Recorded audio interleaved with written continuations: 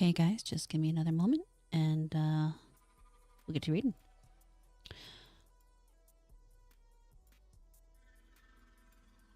Make sure everybody's connected. Hey, Robust. Yes, everything's connected and behaving. Surprised Twitter's so full right now. I summoned thee, goddess of Uwu.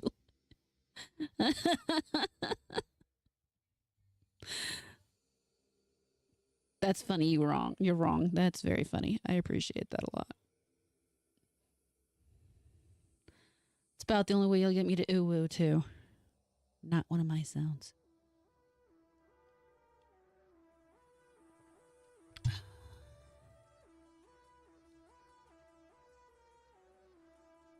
I too am reading the book, so I'm just going to work for the watch time. Well, I appreciate that because we are down to 212 hours.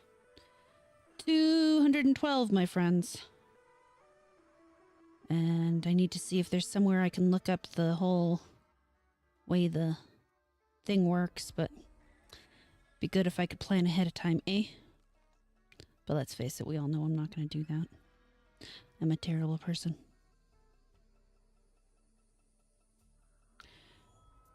Smashing through mango Susu no Firen. Interesting. Hey, Vex. I'm assuming you guys can hear me. I know you could. Let me see here. Well, not the end, but a stop point along the journey. Oh, and for the record, Vex, I am talking about YouTube. I am trying to get to 3,000 watch hours so that I can activate memberships and all that fun stuff. Hello, Mr. Donkey. How are you doing tonight? I suppose we might as well go ahead and... There we are. I knew I'd show up eventually. It's called multi-streaming. I stream everywhere because I want to inflict as many people as I can with myself.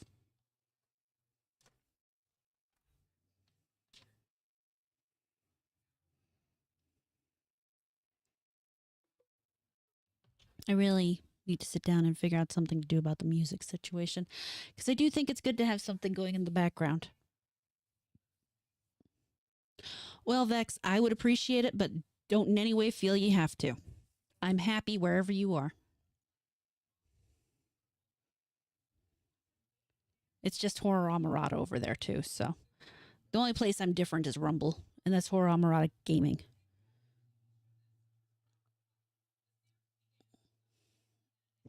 Damn it, I try not to guilt people so hard.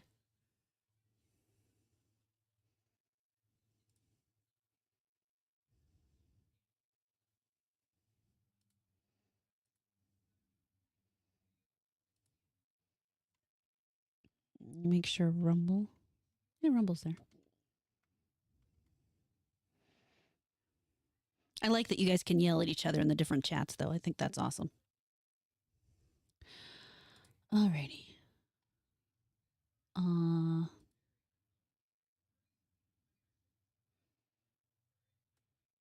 quick thing.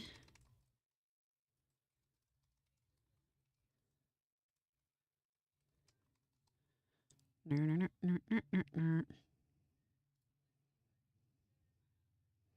should really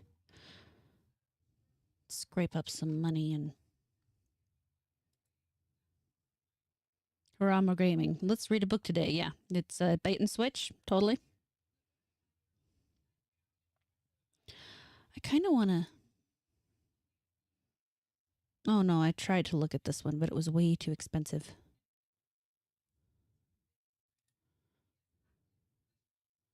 Oh, wait, maybe not. I'll look at that later. Ahoy!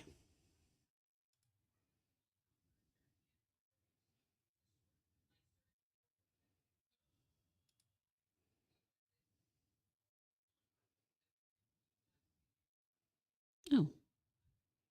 Maybe I can do this. Oh, let's try that.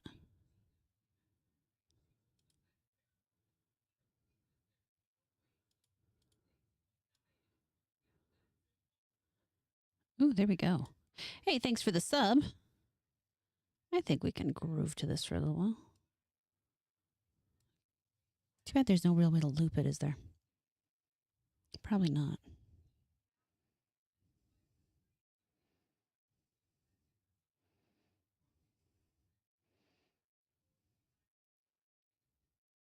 I don't mind the music, though. Wonder if I can... Ooh, I might be able to do that. Hold on.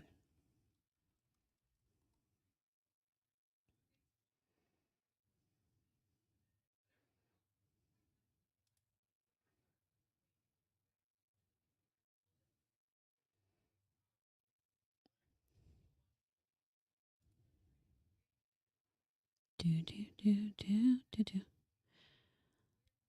I did not leave them going without supervision. No, they couldn't handle it. They needed to be supervised. They're not dead. They are still alive. We are basically going to die probably next time, though.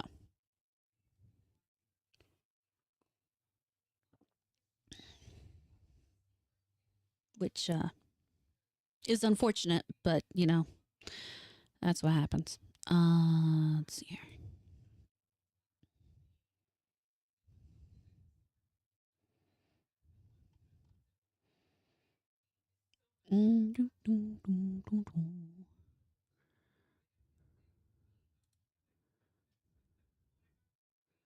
Actually, I'd rather do this one.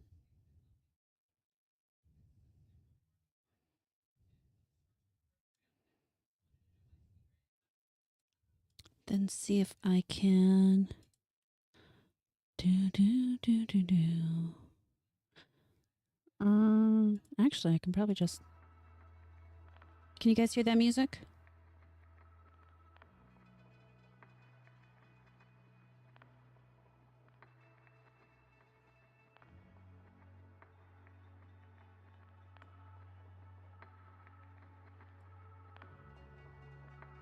Shame about the no beaver afterlife thing.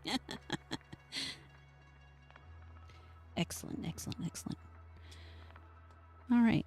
I beat the system. Apparently you're wrong, can't hear it.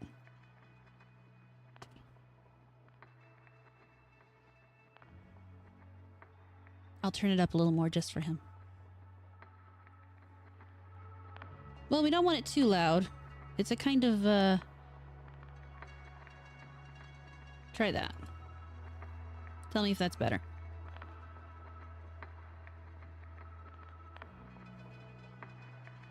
Excellent. Hello, Adolf Meg. How are you doing tonight? Ambience now, but not overpowering. Excellent.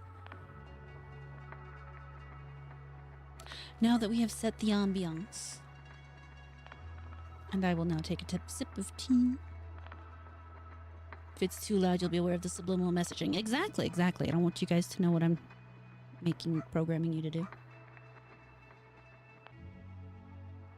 But don't worry about it. You'll know when the time comes. Hopefully there's not too much accent reading tonight. I suck at that so bad. Oh, all right. So we are on Chapter 8, Section 8. I think we'll call it a chapter. I am doing quite well, Adolf. Thank you. I hope you're doing well. All right. So Chapter 8, Section 8, whatever you want to call it. Don't mind the dogs in the background. They may eat each other. They may not. I don't know. Of the Dunwich Horror. We're going to finish reading that, and I imagine there will be time left over afterwards, unless my voice is just dead at the end, which I don't think we have that many pages left, so we should be pretty fine. So then we'll start the Whisperer in the Darkness. But let's get this started.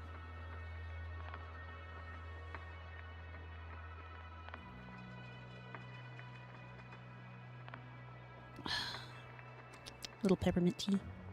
Hoping that helps things go a little longer this time. We will find out. Where's my mouse?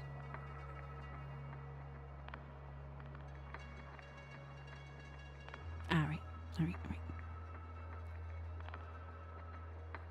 Just to catch everybody up, I don't know that there really is.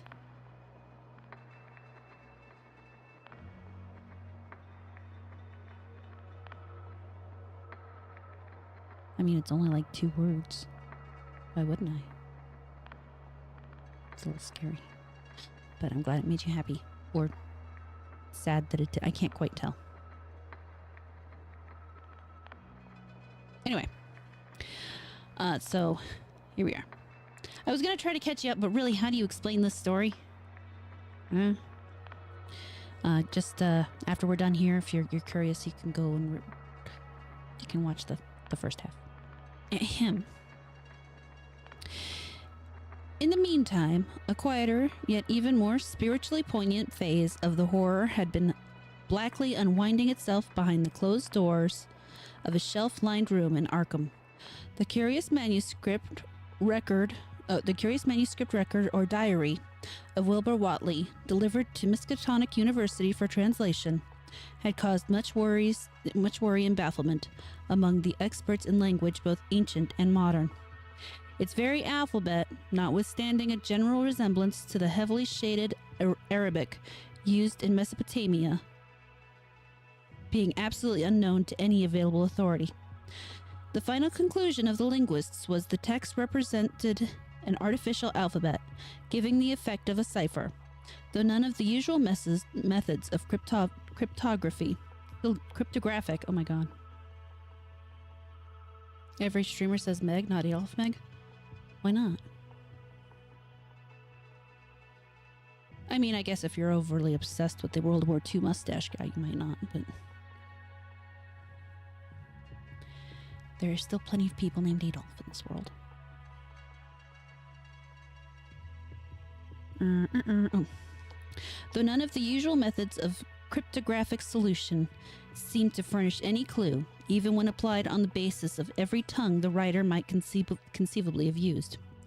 The ancient books taken from Whatley's quarters, while absorbingly interesting and in several cases promising to open up new and terrible lines of research among philosophers and men of science, were of no assistance whatever in this matter. One of them, a heavy tome with an iron clasp, was in another unknown alphabet.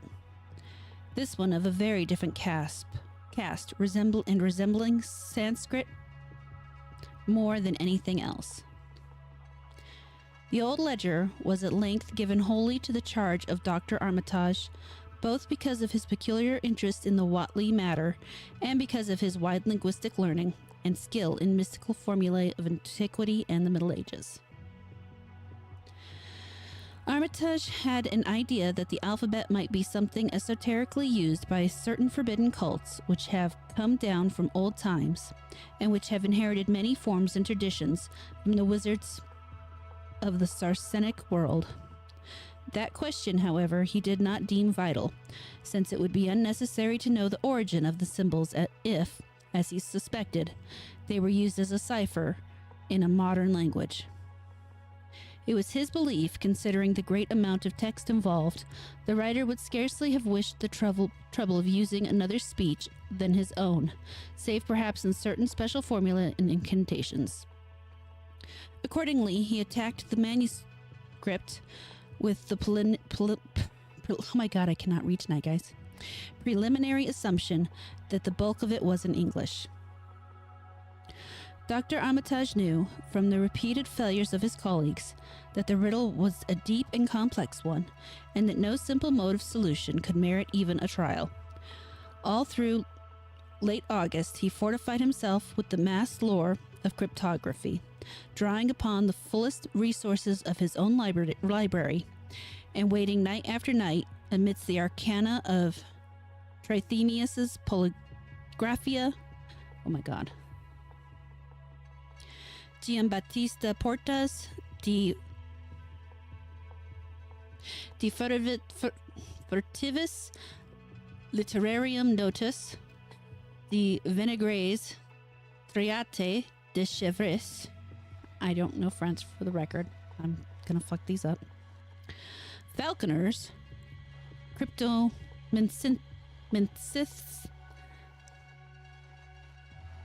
Patafacta. I should have looked up these words earlier. Davies and Thicknesses, 18th century treaties, and such fairly modern authorities as Blair, von Martin, and Kubler's Cryptographique. He interspersed his study of the books with attacks on the manuscript itself, and in time became convinced that he had to deal with one of those subtlest and most ingenious of cryptograms, in which many separate lists of corresponding letters are arranged like the multiplication tables, and the message built with arbitrary keywords known only to the initiated.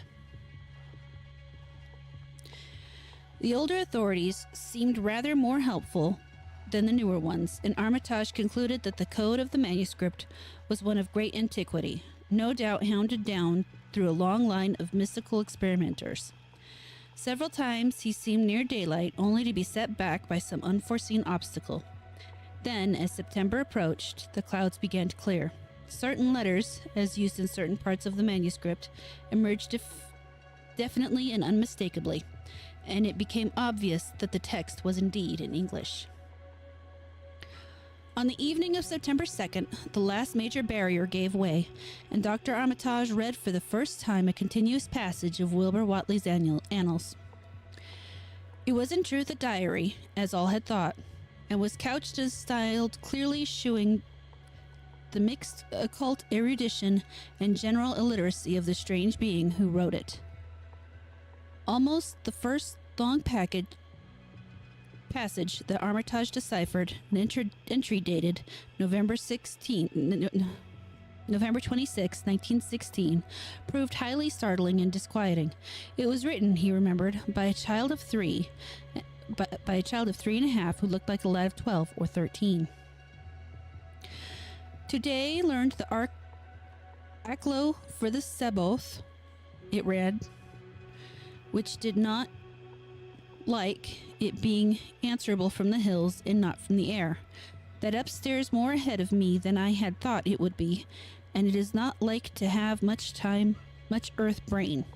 Short Elam Hutchins' collie Jack, shot Elam Hutchins' collie Jack when he went to bite me, and Elam said he would kill me for dast. I guessed he won't. Grandfather kept me saying the dough formula last night.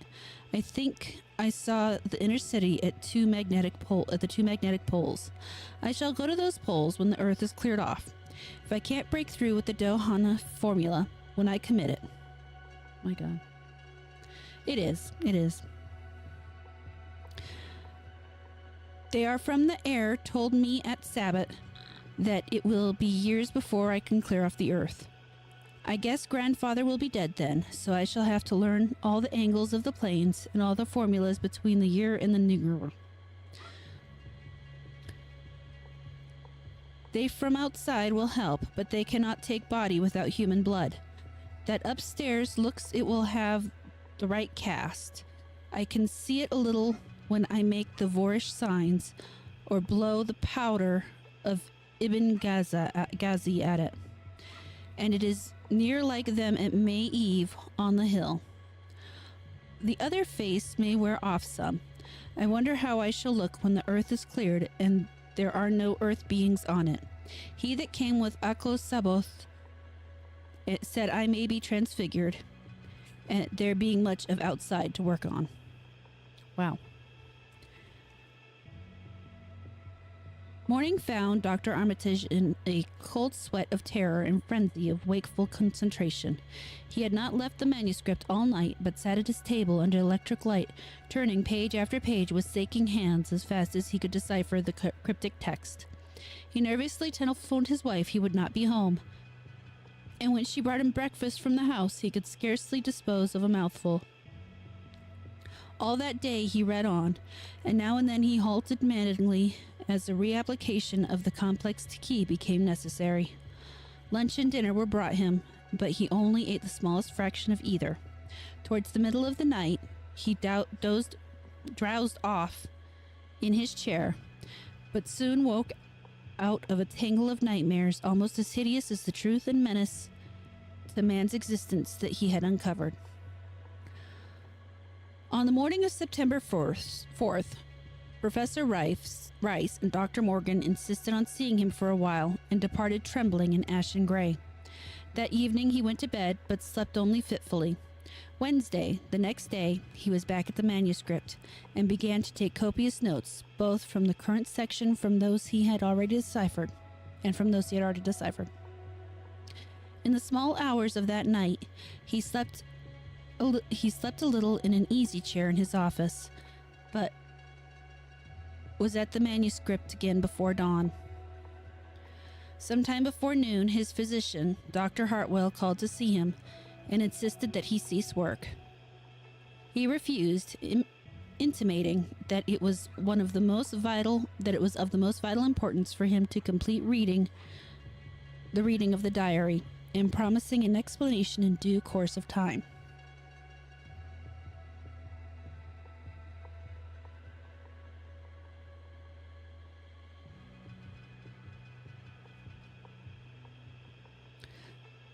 That evening, just as twilight fell, he finished his terrible perusal and sank back exhausted. His wife, bringing him his dinner, found him in a half-comatose state, but he was conscious enough to warn her off with a sharp cry when he saw her eyes wander towards the notes he had taken. Weakly rising, he gathered up the scribbled papers and sealed them all in a great envelope, which he immediately placed in his inside coat pocket. He had sufficient strength to get home, but was so clearly in need of medical aid that Dr. Hartwell was summoned at once. As the doctor put him to bed, he could only mutter over and over again, "But what, in God's name, can we do?" Dr. Armitage slept, but was partly delirious the next day.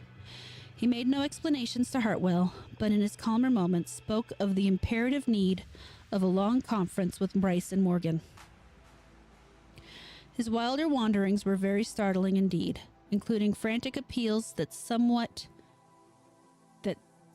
in a boarded-up farmhouse be destroyed, and fantastic references to some plan for the extirpation of the entire human race and all animal and vegetable life from the earth by some terrible elder race of beings from another dimension. I wonder who that could be.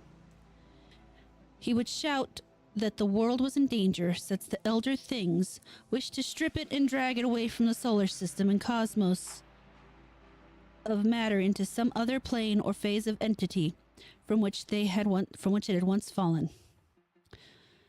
Vigintillions into some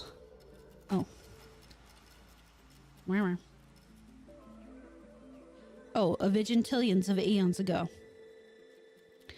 At other times, he would call for the dreaded Necronomicon and the Daemon Nolitaria of Remigius, in which he seemed hopeful of finding some formula to check the peril he had conjured up. Stop them, he would shout. Those Watleys meant to let them in, and the worst of all is left. Tell Rice and Morgan we must do something. It's a blind business, but I know how to make the powder. It hasn't been fed since the 2nd of August when Wilbur came here to his death, and at that rate... Yes, I did, Savage. Thank you.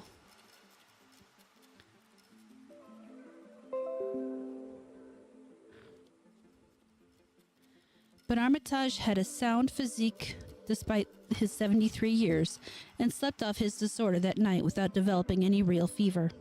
He woke late Friday, clear of head, and though sober, with a gnawing fear and tremendous sense of responsibility.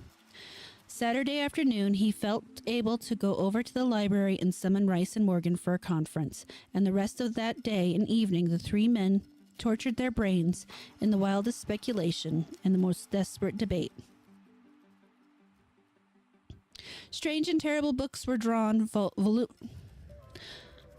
voluminously from the stacked shelves and from secure places of storage, and diagrams and formulae were copied with feverish haste and in bewildering abundance. Of skepticism there was none.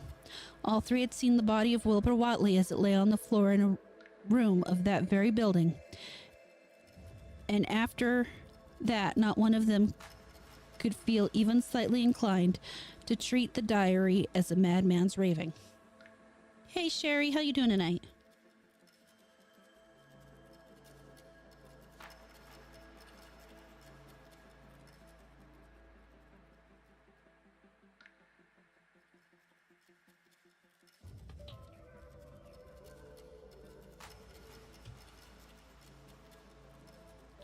Opinions were divided as to notifying the Massachusetts State Police, and the negative finally won. There were things involved which simply could not be believed by those who had not seen a sample, as indeed was made clear during certain subsequent investigations. Late at night, the conference disbanded without having developed a definite plan, but all Sunday, Armitage was busy comparing formulae and mixing chemicals obtained from the college library. The more he reflected on the hellish diary, the more he was inclined to doubt the efficacy of any material agent in stamping out the entity which Wilbur Whatley had left behind him. The earth-threatening entity which, unbeknownst to him, was to burst forth in a few hours and become the memorable Dunwich Horror. Ooh, grilled cheese sandwiches, yum. Monday was a repetition of Sunday, with Armitage for the task in hand required an infinity of research and experiment. Further consultations of the monstrous diary brought about various changes of plan, but he knew that even in the end a large amount of uncertainty must remain. Congrats, Ogre.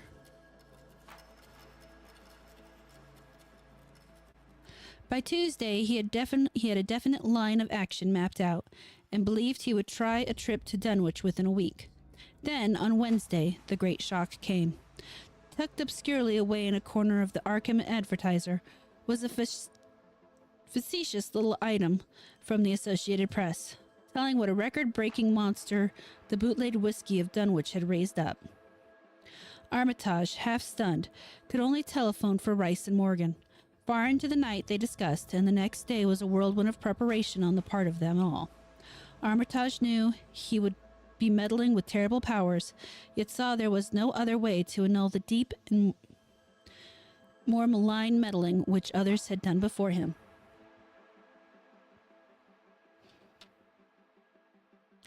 This is the finishing of Dunwich, yes. Dunwich, the beginning, has its own playlist. Well, this will also be on that playlist. And yeah.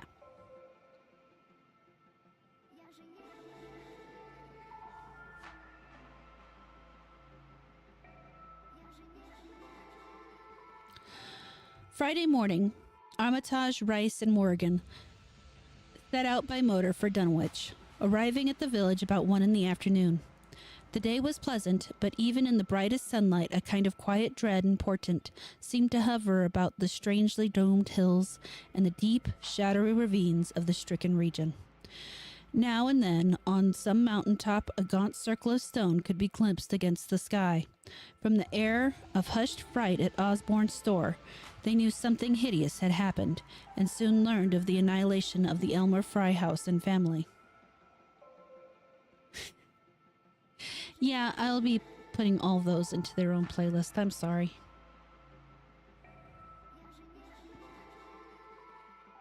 But I appreciate that. You did that for me. A lot.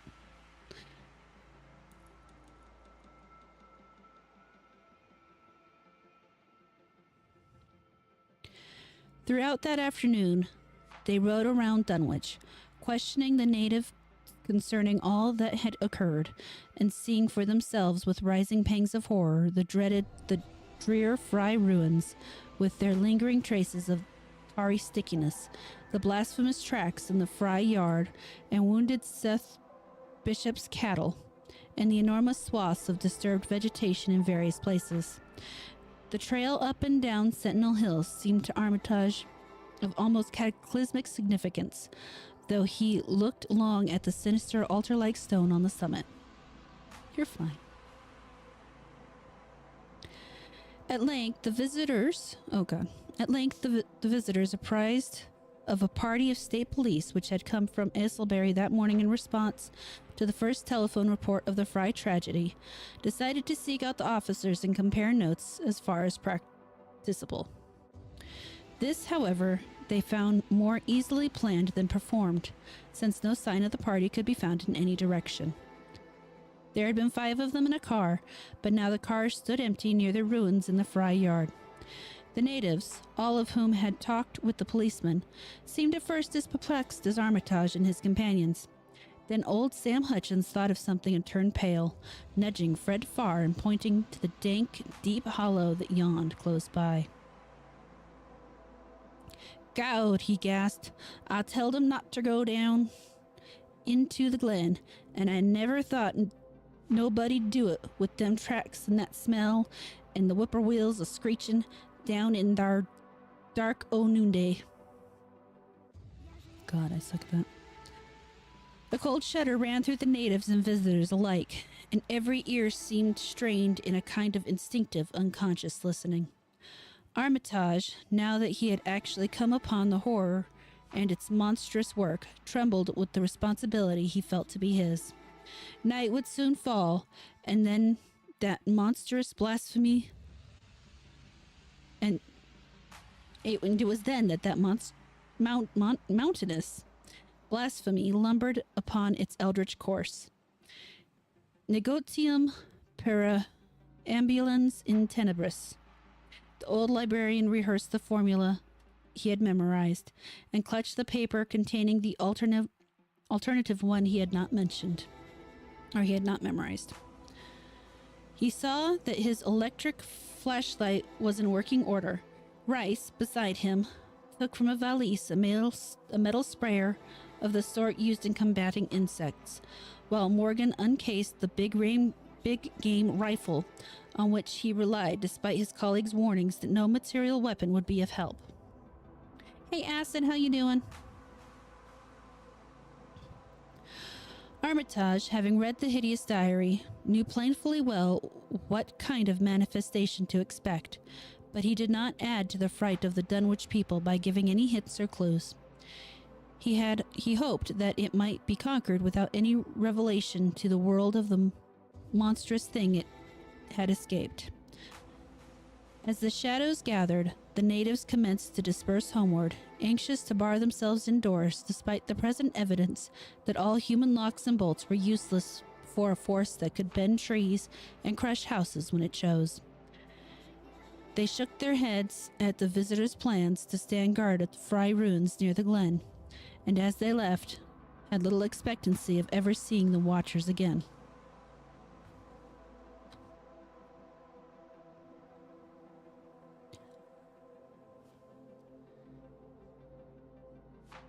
There were rumblings under the hills that night, and the whippoorwills piped threateningly.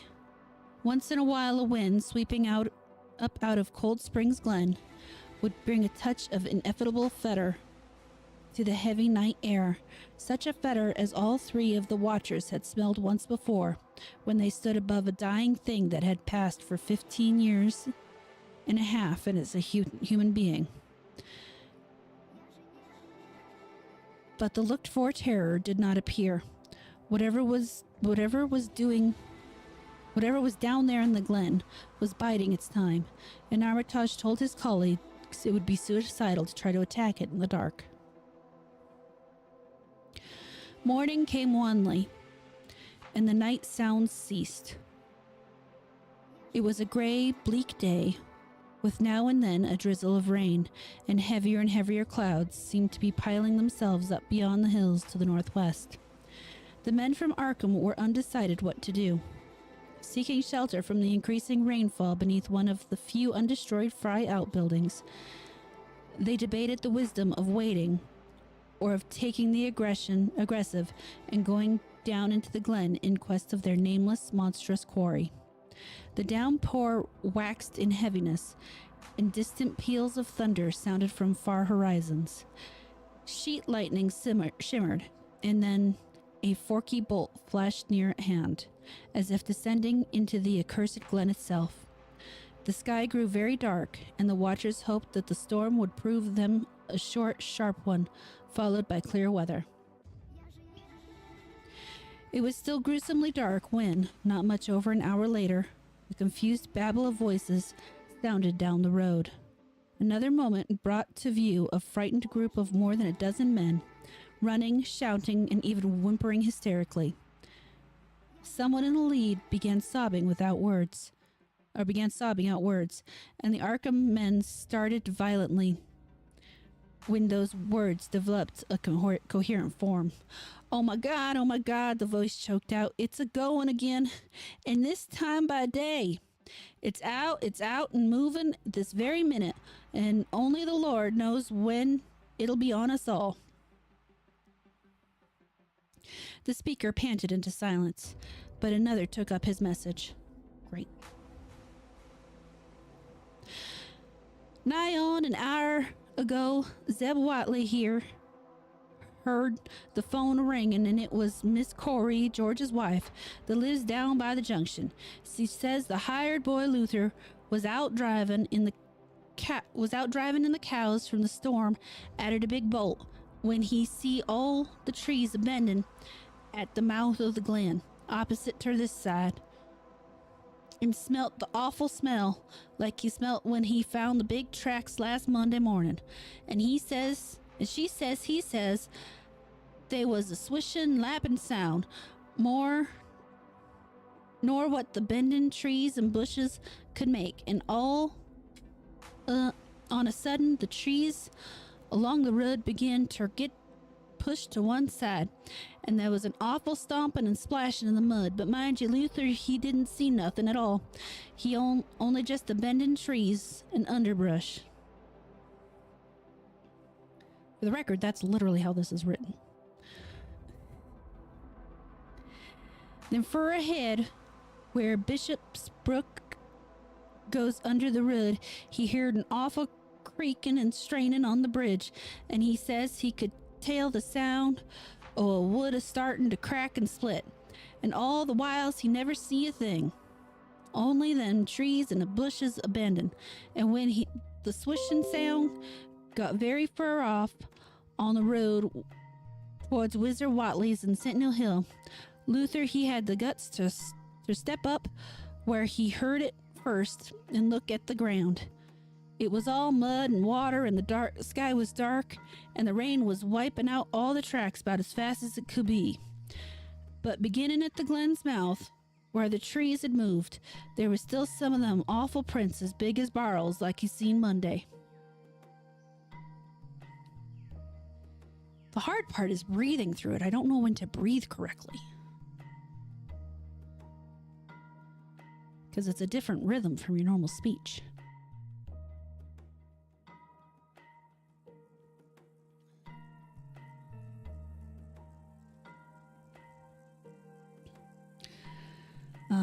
At this point, the first excited speaker interrupted. But that ain't the trouble now. That was only the start. Zeb here was calling folks up, and everyone was a-listening in when a call from Seth Bishop's cut in. His housekeeper, Sally, was carrying on for to kill. She just seed the trees a-bending beside the road, and says there was a kind of mushy sound, like an elephant pupping and a treading a-heading for the house.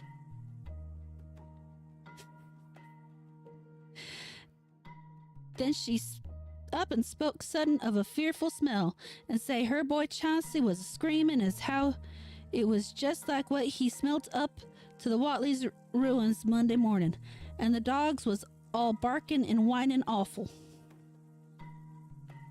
And then she let out a terrible yell, and she says the shed down the road had just caved in like the storm had blewed it over, only the wind wasn't strong enough to do it.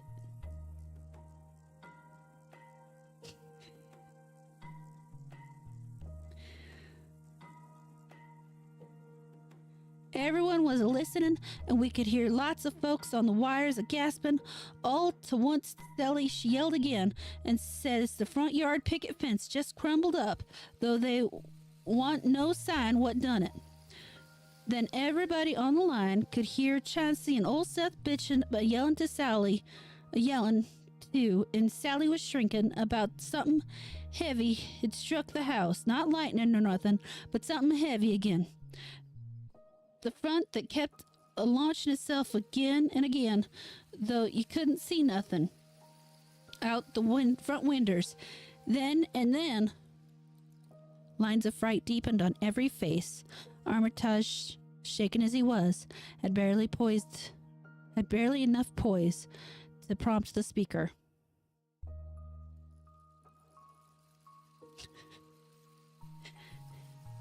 Wrong. So wrong. And then Sally, she yelled out, "Oh, help, the house is caving in." And on the wire, we could hear terrible crashing and a whole flock of screaming, just like when Elma Fry's place was took, only worse. The man paused, and another of the crowd spoke. That's all. Not a sound nor squeak over the phone after that. Just still like. We that heard it got out Ford's wagons and rounded up as many able-bodied menfolk as we could get at Corey's place and come up here to see what you thought best to do. Not but what I think is the Lord's judgment for our iniquities that no mortal kin ever set aside. Armitage saw that Armitage saw that the time for positive action had come and spoke decisively to the faltering group of frightened rustics. We must follow it, boys. He made his voice as reassuring as possible. I believe there's a chance of putting it out of business. You know that those Watleys were wizards. Well, this thing is a thing of wizardry. It must be put down by the same means. I've seen Wilbur Watley's diary and read some of the strange old books he used to read. And I think I know the right kind of spell to recite to make the thing fade away. Of course, one can't be sure, but we can always take a chance. It's invisible. I knew it would be. But there's a powder in this long-distance sprayer that might make it shoo up for a second. Later on, we'll try it.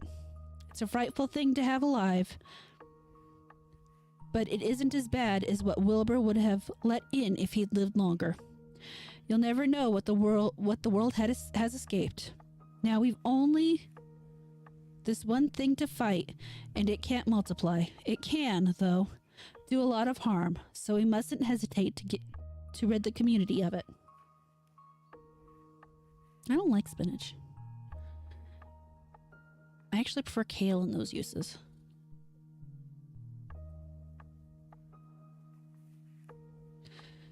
We must follow it, and the way to begin is to go to the place that has just been wrecked. Somebody lead the way. I don't know your roads very well, but I have an idea there might be a shorter cut across lots. How about it?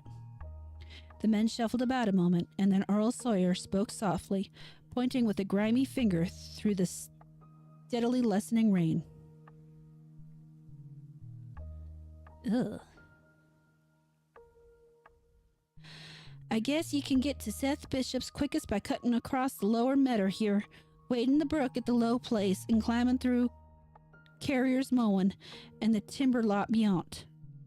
That comes out on the upper road mighty nigh sus, a little to the other side.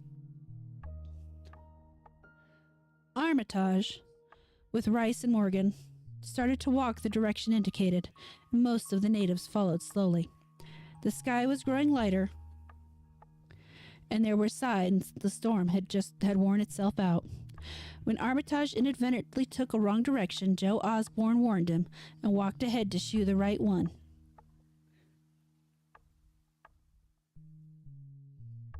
Courage and confidence were mounting, though the twilight of the almost perpendicular wooded hill, which lay towards the end of their shortcut, and among whose fantastic ancient trees they had to scramble as if up a ladder, put these qualities to a severe test. At length they emerged on a muddy road to find the sun coming out. Excuse me. They were a little beyond the Seth Bishop place, but bent trees and hideous, unmistakable tracks shewed what had passed by. Only a few moments were consumed in surveying the ruins just around the bend. It was the Fry incident all over again, and nothing dead or living was found in either of the collapsed shells, which had been the Bishop house and barn. No one cared to remain there amidst the stench and tarry stickiness, but all turned instinctively to the line of horrible prints leading on towards the wrecked Watley farmhouse and the altar-crowned slopes of Sentinel Hill. As the men passed the site of Wilbur Watley's abode, they shuddered visibly and seemed again to mix hesitancy with their zeal. There was no joke tracking down something as big as a house that one could not see, but that had all the vicious malevolence of a demon.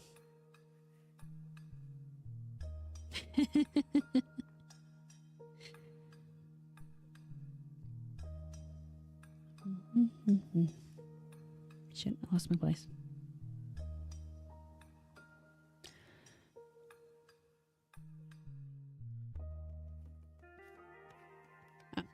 Opposite the base of Sentinel Hill, the tracks left the road, and there was a fresh bending and matting visible along the broad swath marking the monster's former route to and from the summit. Armitage produced a pocket telescope of considerable power and scanned the steep green side of the hill. He handed the instrument to Morgan, whose sight was keener. After a moment of gazing, Morgan cried out sharply, passing the glass to Earl Sawyer and indicating a certain spot on the slope with his finger. Sawyer, as clumsy as most non-users of optical devices are, fumbled a while, but eventually focused the lenses with Armitage's aid. When he did so, his cry was less restrained than Morgan's had been.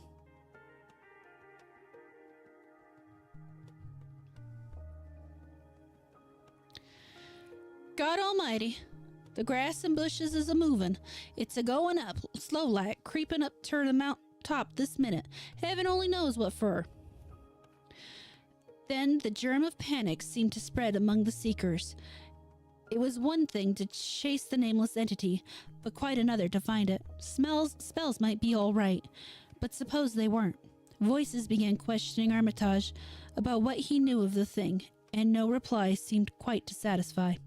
Everyone seemed to feel himself in close proximity to phases of nature and of being utterly forbidden, and wholly outside the sane experience of mankind.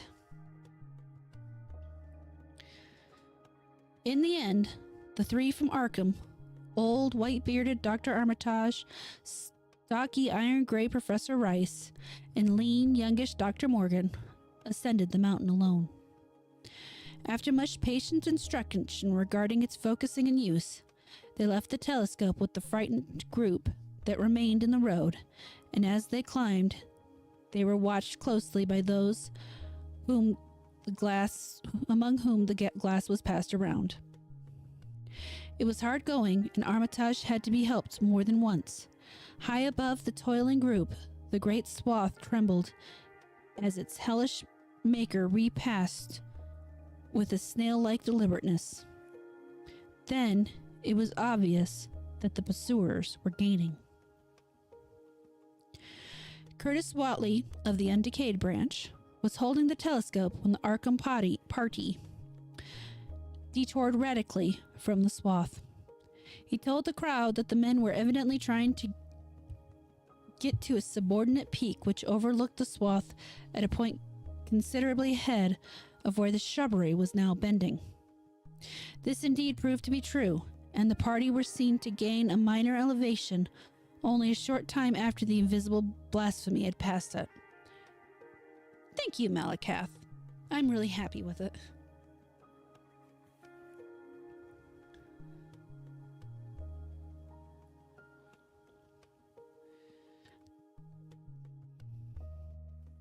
Then Wesley Corey, who had taken the glass, cried out that Armitage was adjusting the sprayer which Rice held, and that something must be about to happen. The crowd stirred uneasily, recalling that the sprayer was expected to give the unseen horror a moment of visibility. 2 or 3 men shut their eyes, but Curtis Watley snatched back the telescope. And strained his vision to the utmost. He saw that Rice, from the party's point of vantage above and behind the entity, had an excellent chance of spreading the potent powder with marvelous effect. Those without the telescope only saw an instant's flash of gray cloud, a cloud about the size of a moderately large building.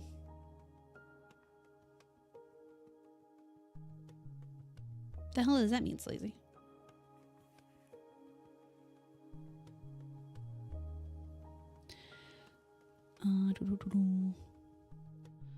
A moderate large building near the top of the mountain. Curtis, who had held the instrument, dropped it with a piercing shriek into the ankle-deep mud of the road. He reeled and would have crumpled to the ground had not 2 or 3 others seized him and steadied him. All he could do was moan half audibly, "Oh, great God, that.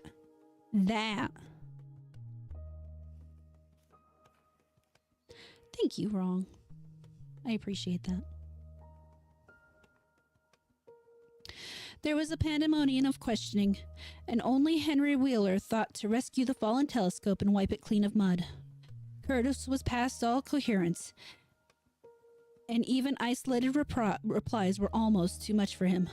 Bigger'n a barn, all made of squirming ropes. Whole thing sort of shaped like a hen's egg, bigger'n anything, with a dozen of legs like hogs' heads that half shut up when they step. Nothing solid about it.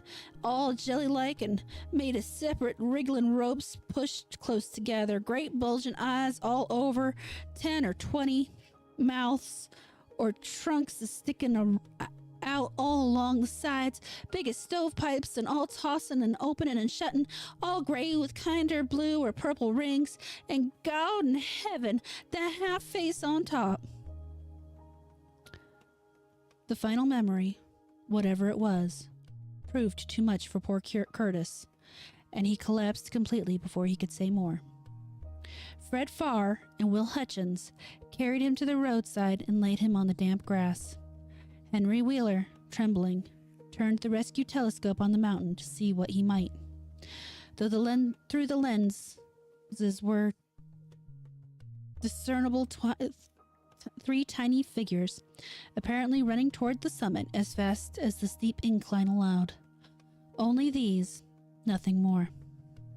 Then everyone noticed a strangely unreasonable noise in the deep valley behind, and even in the underbrush of Sentinel Hill itself.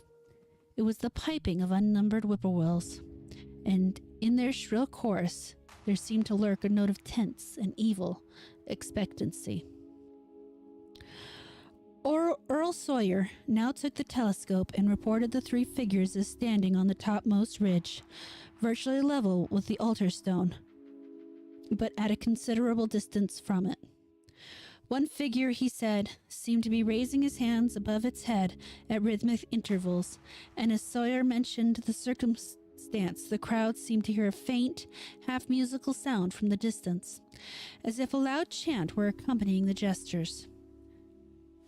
The weird silhouette on that remote peak must have been a spectacle of infinite grotesqueness and impressiveness, but no observer was in a mood for aesthetic appreciation. "I guess he's saying the spell," whispered Wheeler, as he snatched back the telescope. The whippoorwills were piping wildly, and in a singularly curious irregular rhythm, quite unlike that of the visible ritual. Suddenly, the sunshine seemed to lessen without the intervention of any discernible cloud. It was a very peculiar phenomenon, and was plainly marked by all. A rumbling sound seemed brewing beneath the hills, mixed strangely with a concordant rumbling which clearly came from the sky.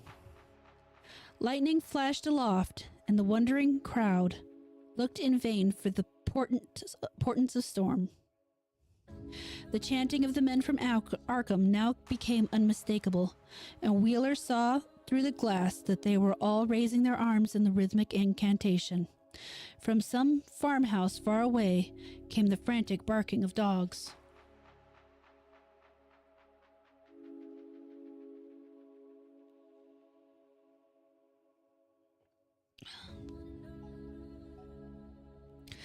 The change in the quality of the daylight increased, and the crowd gazed about the horizon in wonder.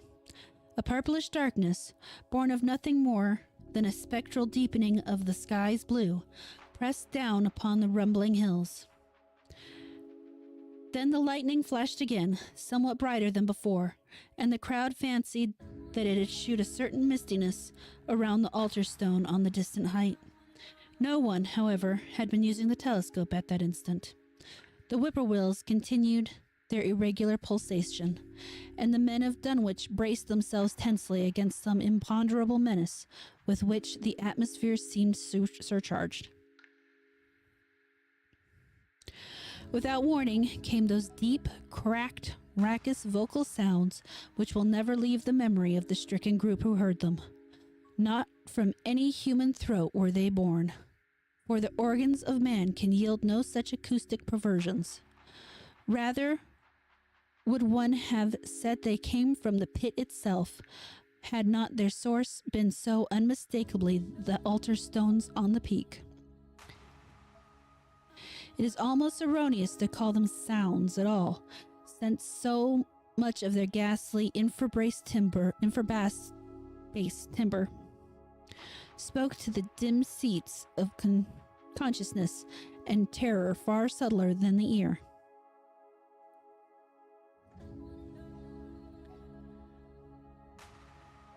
Yet one must do so, since their form was indisputably, though vaguely, that of half-articulate words.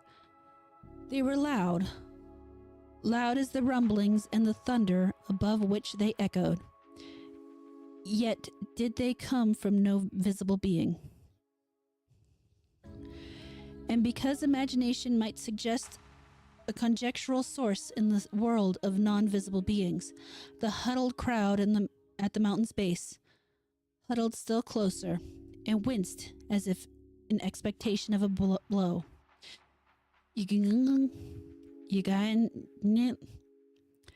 Their cough naga yugsoth rang the hideous croaking out of space. You think, ye hey, nagurgle. The speaking impulse seemed to falter here.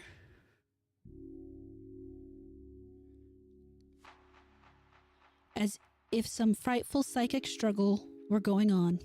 Henry Wheeler strained his eye at the telescope, but saw only 3 grotesquely silhouetted human figures on the peak, all moving their arms furiously in strange gestures as their incantation drew near its culmination. From what black wells of acheronic fear or feeling, from what unplumbed gulfs of extra cosmic consciousness or obscure, long-latent heredity, were those half-articulate thunder croakings drawn. Presently, they began to gather renewed force and coherence as they grew in stark, utter, ultimate frenzy.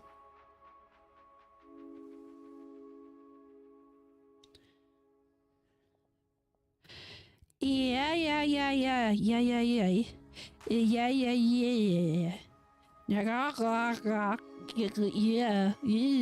Help, father, young Soth. But that was all.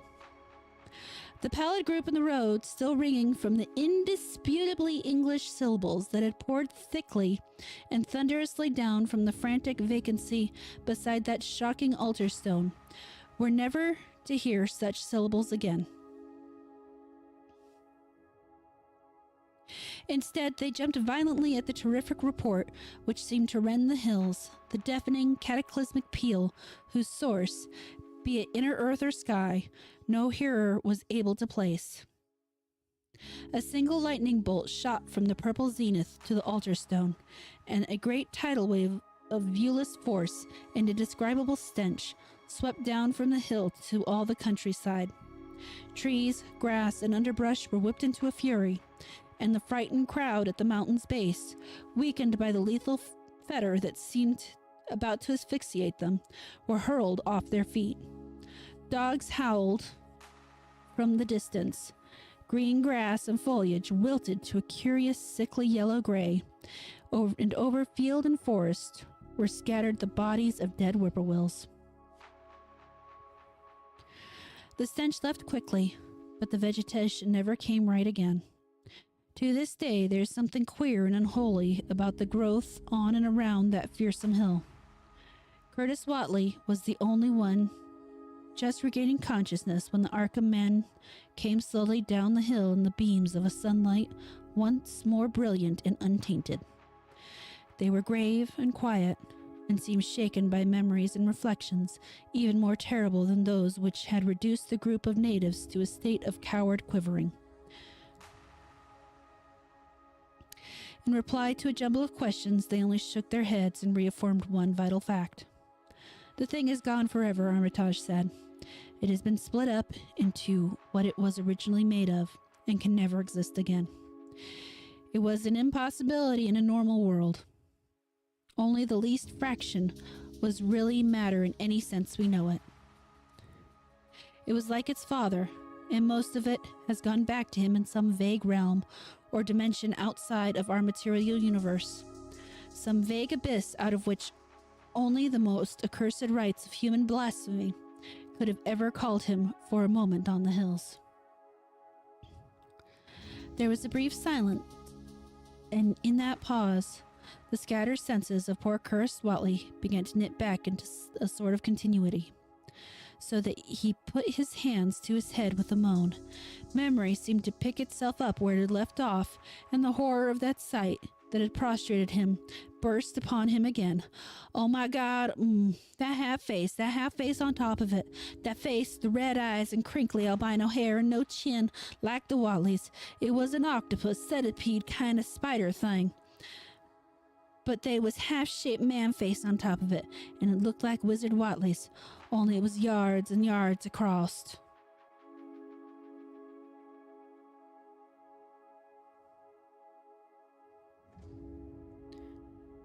He paused, exhausted, as the whole group of natives stared in bewilderment not quite crystallized into fresh terror. Only old Zebulon Watley, who wanderingly remembered ancient things, but who had been silent heretofore, spoke aloud. 15 year gone, he rambled, and I heard old Watley say as how some day we'd hear a child of Lavinia calling its father's name at the top of Sentinel Hill. But Joe Osborne interrupted him to question the Arkham men anew. What was it anyhow? And however did young Watley call it out of the air where it came from? Armitage chose his words very carefully. It was mostly a kind of force that doesn't belong in our part of space. A kind of force that acts and grows and shapes itself by other laws than those of our sort of nature. We have no business calling in such things from outside. And only very wicked people in very wicked cults ever try to. There was some of it in Wilbur Watley himself. Enough to make a devil and a precocious monster of him, and to make his passing out a pretty terrible sight. I'm going to burn his accursed diary, and if you men are wise, you'll dynamite that altar stone up there, and pull down all the rings of standing stones on the other hills. Things like that brought down the beings those Watleys were so fond of. The beings they were going to let in tangibly to wipe out the human race and drag the earth off to some nameless place for some nameless purpose. But as to this thing we've just sent back, the Watleys raised it for a terrible part in doing things that were to come. It grew fast and big for the same reason that Wilbur grew fast and big. But it beat him because it had a greater share of the outsideness in it. You needn't ask how Wilbur called it out of thin air. He didn't call it out. It was his twin brother, but it looked more like his father than he did. And that is the end of the Dunwich Horror. Disney Code, I believe Vex is currently in my YouTube channel. He was kind enough to go over there since I'm working on the watch hours. Need a slight break before we, Holy shit, those pages take a bit, don't they? That took an hour. I need a second before we get into the Whisperer in the Dark. So, what'd you guys think?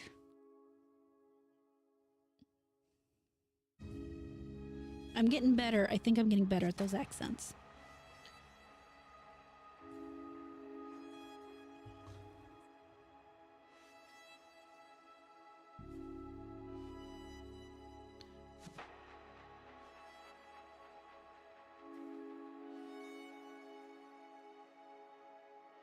I love Crown. Hi, Samuel. How you doing?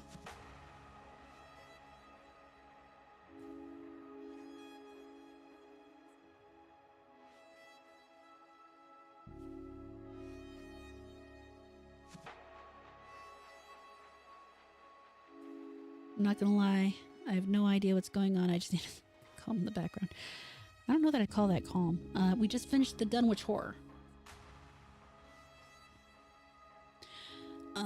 By H.P. Lovecraft. The first half of the story was building up to the point where we just read. Actually, I guess we managed to cut off last time right before the climax of the story. Excuse me while I get a little more comfortable.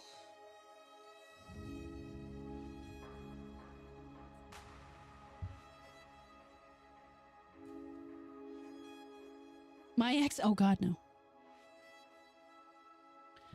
I think so, Samael, but we'll find out in just a minute when I read it.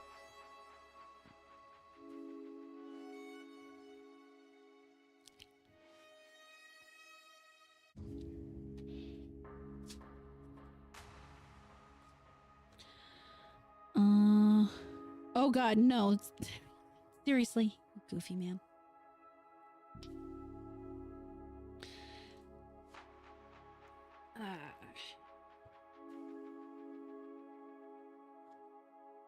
So let me look at how long this one is. That'll give me an idea how long we'll be reading. Because experience tells me we can do about 2 hours total before my voice starts to give out on me. Though I do have some hot... Well, now it's warm. 6 by 5 foot pegboard wall. Nice. What are you organizing? Holy shit, this one's long. We're gonna be at this a while.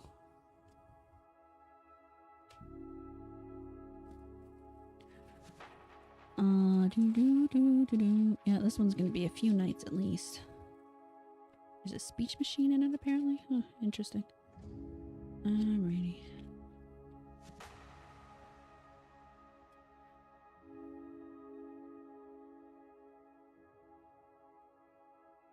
Well, for him it was less archaic than it is to us.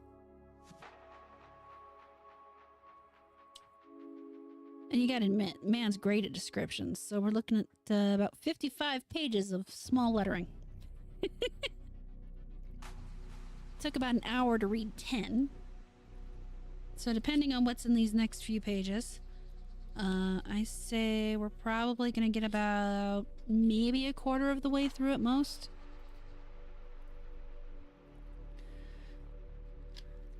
Mostly probably 1/5.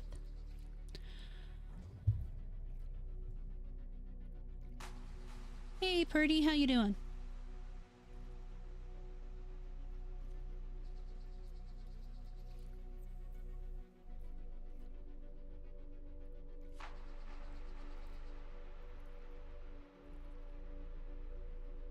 I don't know, all the stories I read seemed finished.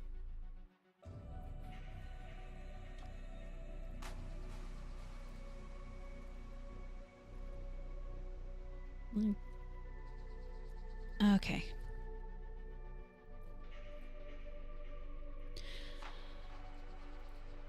Let's go ahead and start the Whisperer in the Darkness. Let's see how this goes. Bear in mind closely that I did not see any actual visual horror by the end, or at the end.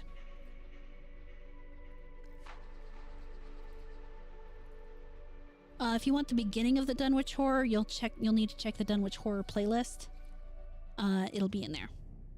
I'm gonna have to start the Whisper in the Darkness playlist too, obviously.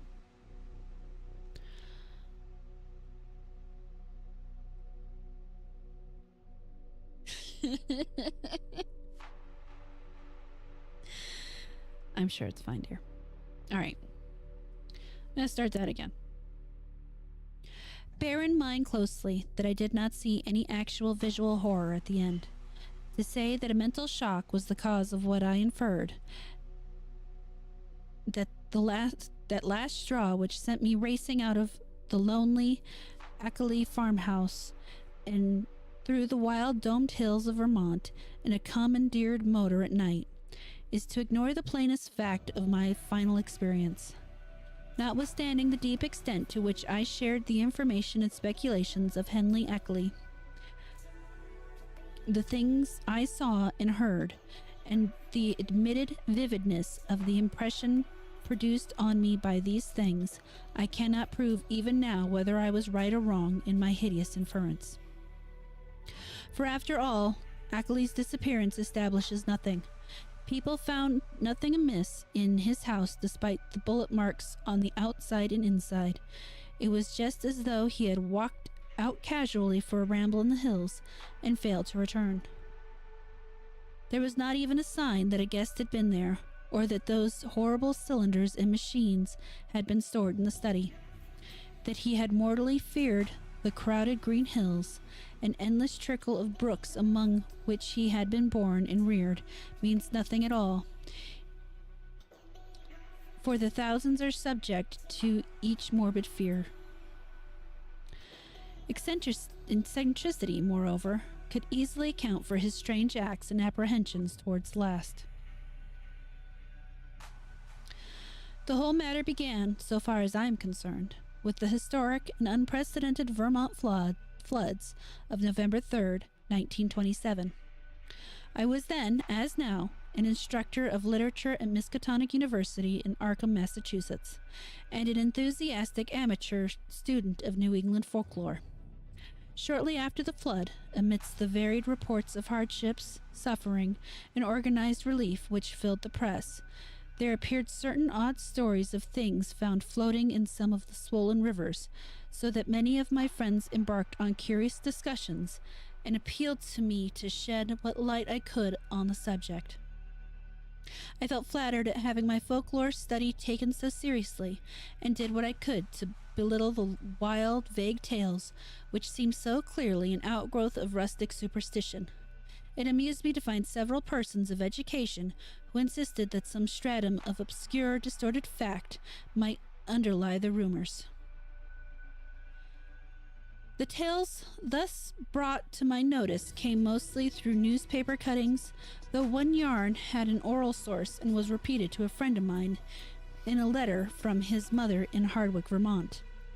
The type of thing described was essentially the same in all cases, though there seemed to be three separate instances involved, one connected with the Winooski River near Montpelier, another attached to the West River in Windham County beyond Newfane, and a third centering the Passasumsic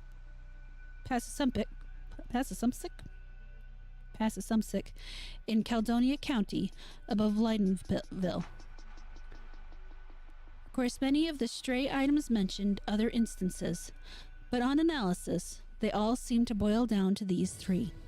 In each case, country folk reported seeing one or more very bizarre and disturbing objects in the surging waters that poured down from the unfrequented hills, and there was a widespread tendency to connect these signs with a primitive, half-forgotten cycle of whispered legend, which old people resurrected for the occasion.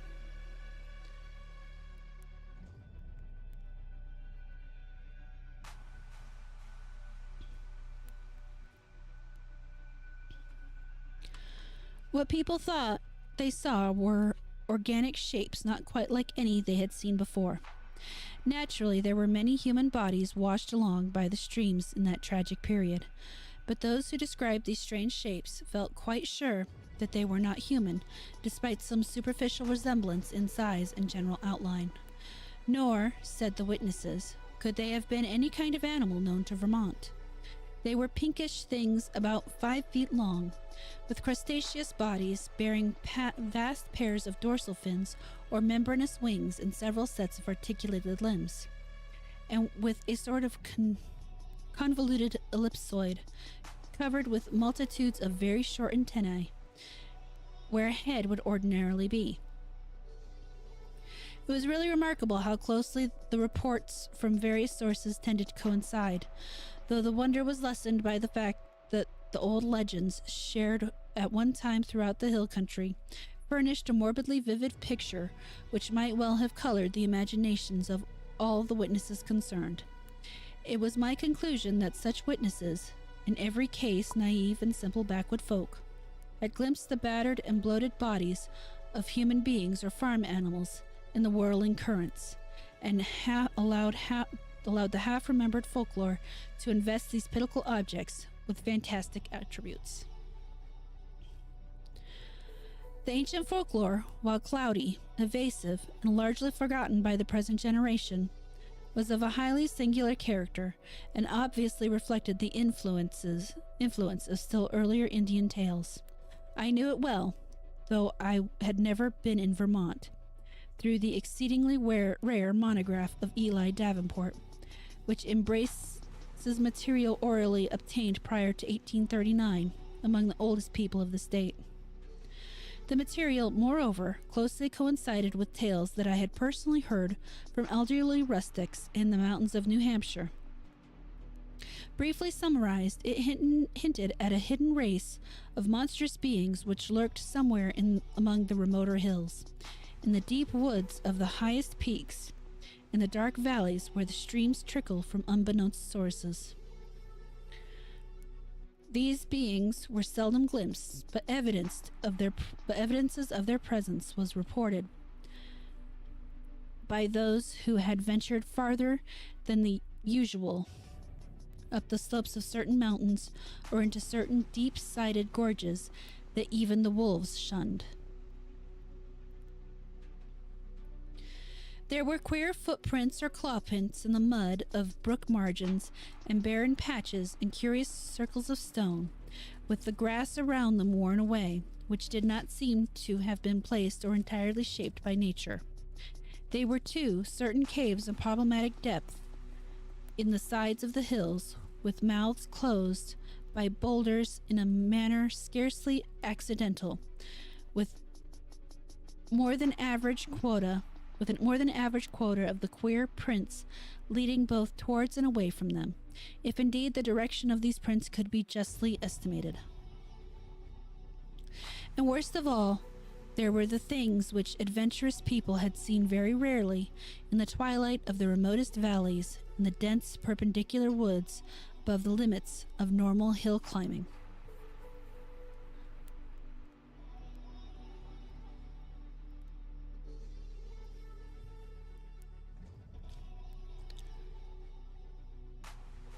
It would have been less uncomfortable if the stray accounts of these things had not agreed so well.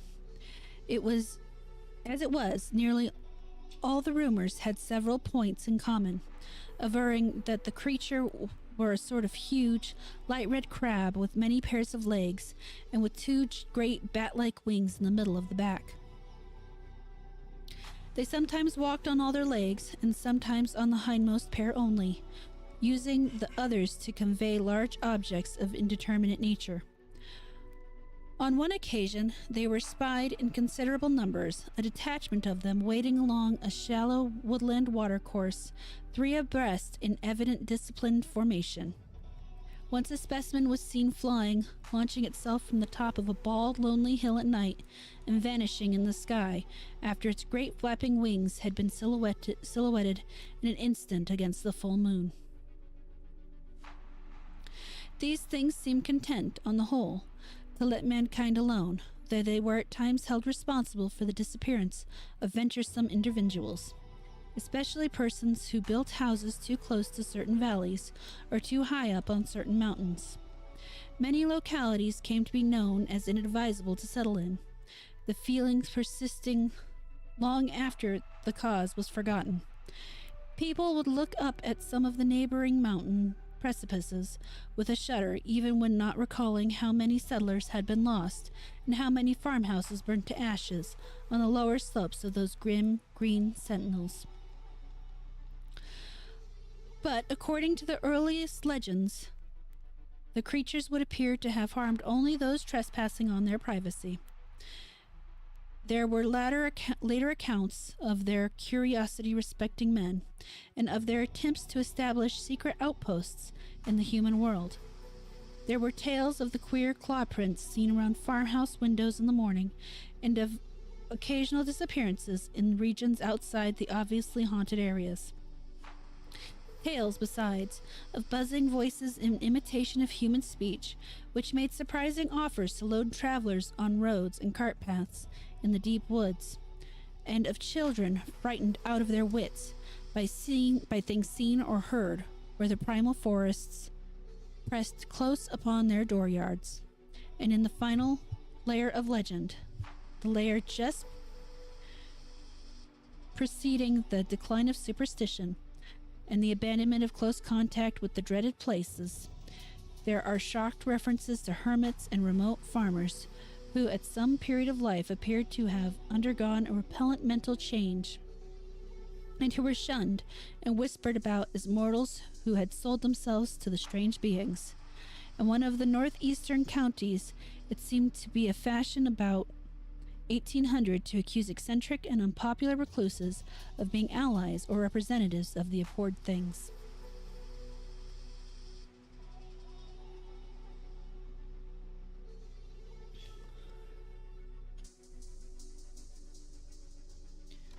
Come on.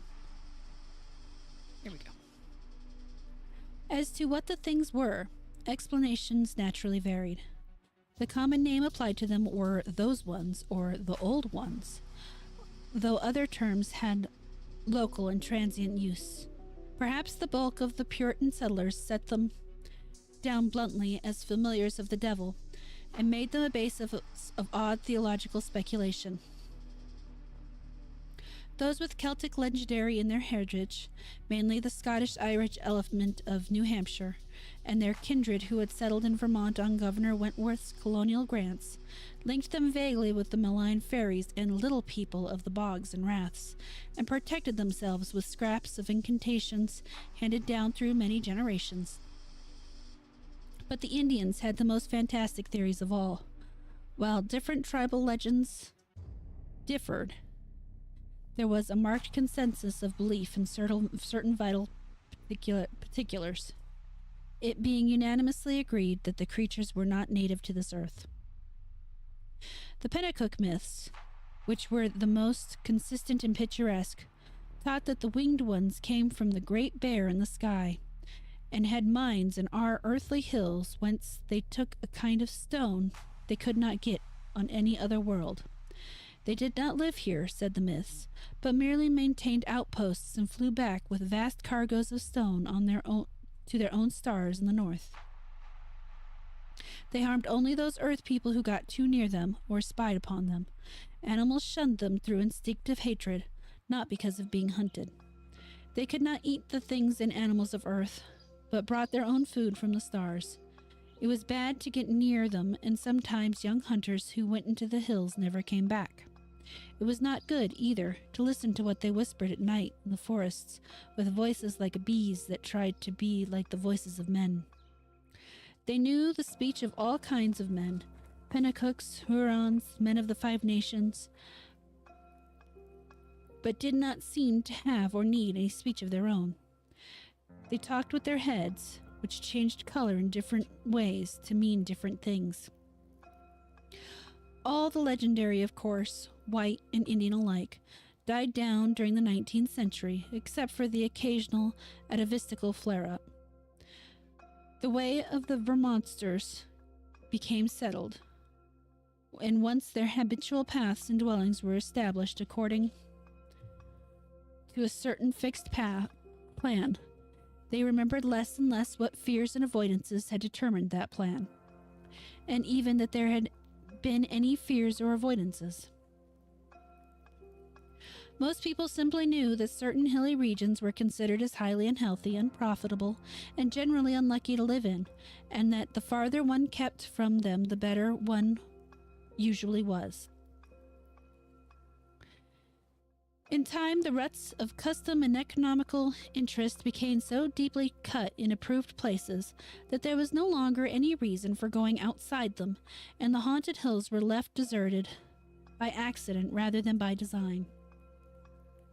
Save in frequent local scares, only wander-loving grandmothers and retrospective non-agenarians ever whispered of beings dwelling in those hills, and even such whisperers admitted that there was not much to fear from those things now that they were used to the presence of houses and settlements, and now that the human beings let their chosen territories severely alone. All this I had known from my reading, and from certain folk tales picked up in New Hampshire. Hence, when the flood time rumors began to appear, I could easily guess what imaginative background had evolved them. I took great pains to explain this to my friends, and was correspondingly amused when several contentious souls continued to insist on a possible element of truth in the reports. Such persons tried to point out that the early legend had a significant persistence and uniformity, and that the virtually unexplored nature of Vermont hills made it unwise to be dogmatic about what might or might not dwell among them. Nor could they be silenced by my assurance that all myths were of well-known pattern, common to most of mankind and determined by early phases of imaginative experience, which always produced the same type of delusion. It was of no use to demonstrate to such opponents that the Vermont myths differed but little in essence from those universal legends of natural personification which filled the ancient world with fauns and dryads and satyrs, suggested that the Killikanzari of modern Greece, and gave to wild Wales and Ireland the dark hints of strange, small, and terrible hidden races of troglodytes and burrowers. No use either to point out even more startlingly similar beliefs of the Nepalese hill tribe in the dreaded Migo, or abominable snowmen, who lurked hideously amidst the ice and rock pinnacles of the Himalayan summits. When I brought up this evidence, my opponents turned it against me by claiming that it must imply some actual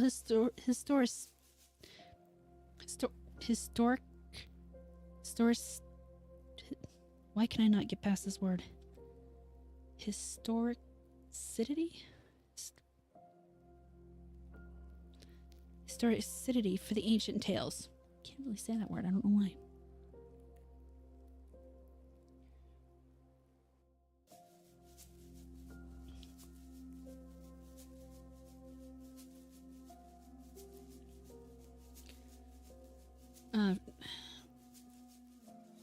That it must argue the real existence of some queer elder Earth race driven to hiding after the advent and dominance of mankind, which might very conceivably have survived in reduced numbers to relatively recent times or even to the present.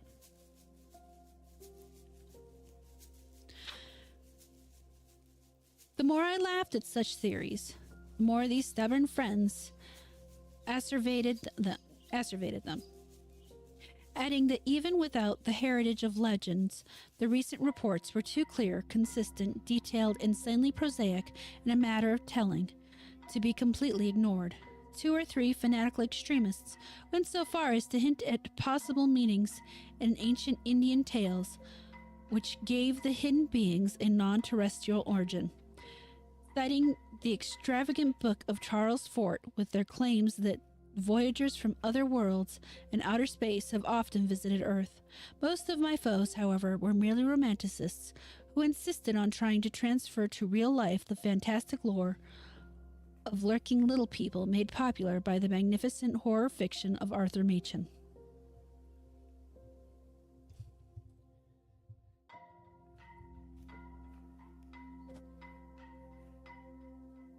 Yes, everybody pay attention to what Sleazy's saying and do that. Also, for a quick conversational break, if at any time you feel a desire to support until we get the membership thing going, I do now have a coffee link in the description. If you're interested in getting your own VTube avatar, you can go to the same place I got mine, myvtuber.com, and use code HORRORAMARADA for $50 off. Now, back to our regular reading.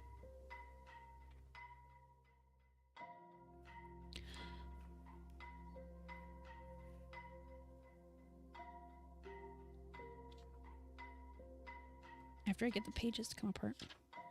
There we go. As was only natural under the circumstances, this piquant debating finally got into print in the form of letters to the Arkham Advisor, some of which were copied in the press of those Vermont regions whence the flood stories came.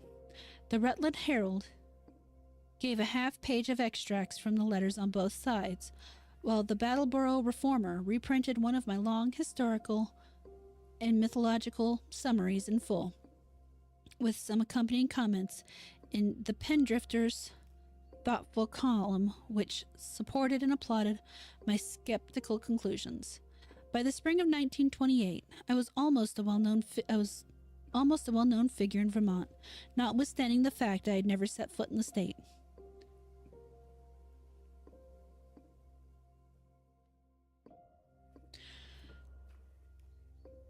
Then came the challenging letters from Henry Ackley, which impressed me so profoundly, and which took me for the first and last time to that fascinating realm of crowd green precipices and muttering forest streams. Most of what I know of Henry Wentworth Ackley was gathered by correspondence with his neighbors and with his only son in California, after my experience in his lonely farmhouse. He was, I discovered, the last representative of his home soil of a long, locally distinguished line of jurists, administrators, and gentlemen agriculturalists. In him, however, the family mentality had veered away from practical affairs to pure scholarship, so that he had been a notable student of mathematics, astronomy, biology, anthropology, and folklore at the University of Vermont. I had never previously heard of him, and he did not give many autobiographical details in his communications, but from the first I saw he was a man of character, education, and intelligence, albeit a bit recluse with a very little worldly sophistication. Despite the incredible nature of what he claimed, I could not help at once taking Ackley more seriously than I had taken any of the other challengers of my views. For one thing, he was really close to the actual phenomena, visible and tangible, that he speculated so grotesquely about, and that, for another thing, he was amazingly willing to leave his conclusion in a tentative state like men of true science. Oh God, don't tell the government that. He had no personal preferences to advance, and was always guided by what he took to be solid evidence. Of course, I began by considering him mistaken, but gave him credit for being intelligently mistaken, and at no time did I emulate some of his friends in attributing his ideas and fears of the lonely green hills to insanity. I could see that there was a great deal to the man, and knew that what he reported must surely come from strange circumstances deserving investigation. Little, however, it might have to do with the fantastical causes he assigned. Later on, I received from him certain material proofs, which placed the matter on a somewhat different and bewilderingly bizarre basis. I cannot do better than transcribe in full, so far as possible, the long letter in which Ackley introduced himself, and which formed such important landmark in my own intellectual history. It is no longer in my possession, but my memory holds almost every word of its portentous message. And again, I affirm my confidence in the sanity of the man who wrote it. Here is the text, a text which reached me in the cramped, archaic-looking scrawl of one who had obviously not mingled much with the world during his sedate, solitary life. Scholarly life. RFD number 2, Townshend Wyndham Co., Vermont, May 5th, 1928. To Albert N. Wilmarth, Esquire, 118 Saliston Street, Arkham, Mass. My dear sir, I have read with great interest the Battleboro Reformers reprint, April 23rd, 1928, of your letter on the recent stories of strange bodies seen floating in our flooded streams last fall, and on the curious folklore they so well agree with. It is easy to see why an outlander would take the position you take, and why even Pendrifter agrees with you. That is the attitude generally taken by educated persons both in and out of Vermont, and was my own attitude as a young man. I am now 57.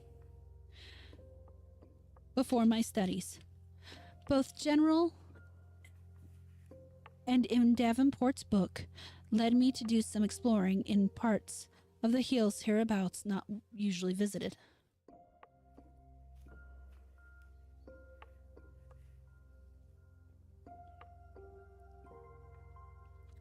I was directed towards such studies by the queer old tales I used to hear from elderly farmers of the more ignorant sort, but now I wish I had let the whole matter alone.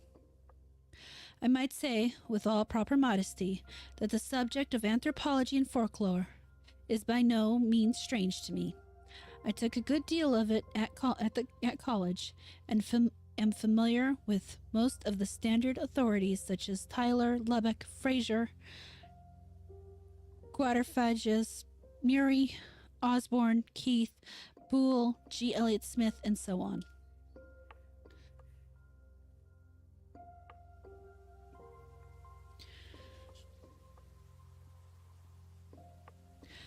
It is no news to me that tales of hidden races are as old as all mankind.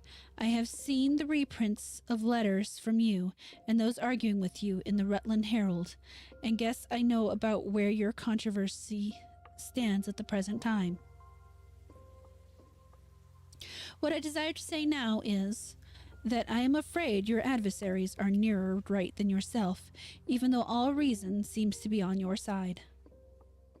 They are nearer right than they realize themselves, for of course they only go by theory, and cannot know what I know. For if I knew as little of the matter as they, I would not feel justified in believing as they do. I would be wholly on your side. You can see that I am having a hard time getting to the point, probably because I really dread getting to the point. But the upshot of the matter is that I have certain evidence that monstrous things do indeed live in the wood on the high hills which nobody visits. I have not seen any of the things floating in the river as reported, but I have seen things like them, under circumstances I dread to repeat. I have seen footprints, and of late have seen them nearer my own home. I live in the old Ackley place south of Townshend Village, on the side of Dark Mountain. Then I dare tell you now. I have overheard voices in the woods at certain points that I will not even begin to describe on paper. At one place, I heard them so much that I took a phonograph there with a dictaphone attachment and a wax blank. And I shall try to arrange to have you hear the record I got. I have run it on the machine for some of the old people up here, and one of the voices had nearly scared them paralyzed by reasons of its likeness to a certain voice, that buzzing voice in the woods which Davenport mentions, that their grandmothers have told them about and mimicked for them. I know what most people think of a man who tells them about hearing voices, but before you draw conclusions, just listen to this record and ask some of the old backwoods people what they think of it. If you can account for it normally, very well, but there must be something behind it. Ex nihilo nihil fit, you know? I have no idea what that means. Now, my object in writing you is not to start an argument, but to give you information which I think a man of your tastes will find deeply interesting. This is private. Publicly, I am on your side. For certain things shew me that it does not do for people to know too much about these matters. My own studies are now wholly private, and I would not think of saying anything to attract people's attentions and cause them to visit the places I have explored. It is true, terribly true, that there are non-human creatures watching us all the time, with spies among us gathering information. It is from a wretched man who, if he was sane, as I think he was one of those spies, that I got a large part of my clues to the matter. He later killed himself, and I have reason to think there are others now. The things come from another planet, being able to live in interstellar space and fly through it on clumsy, powerful wings, which have a way of resisting the ether, but which are too poor at steering to be of much use in helping them about on Earth.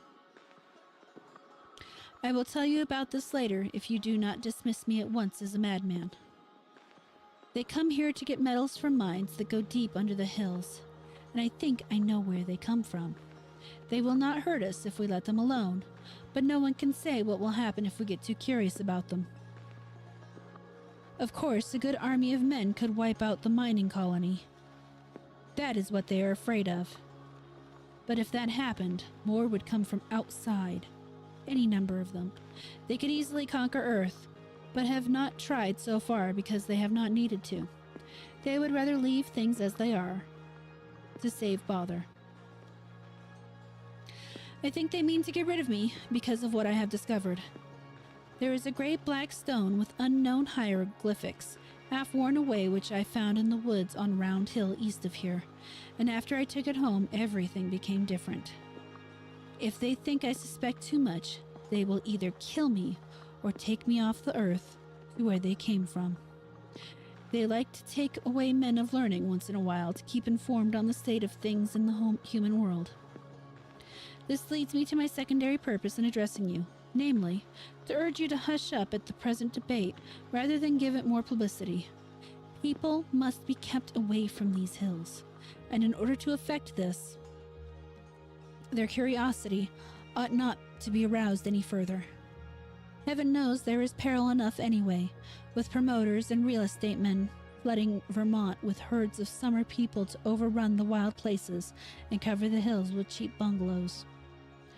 I shall welcome further communication with you and shall try to send you that phonograph record in black stone, which is so worn that photographs don't show much.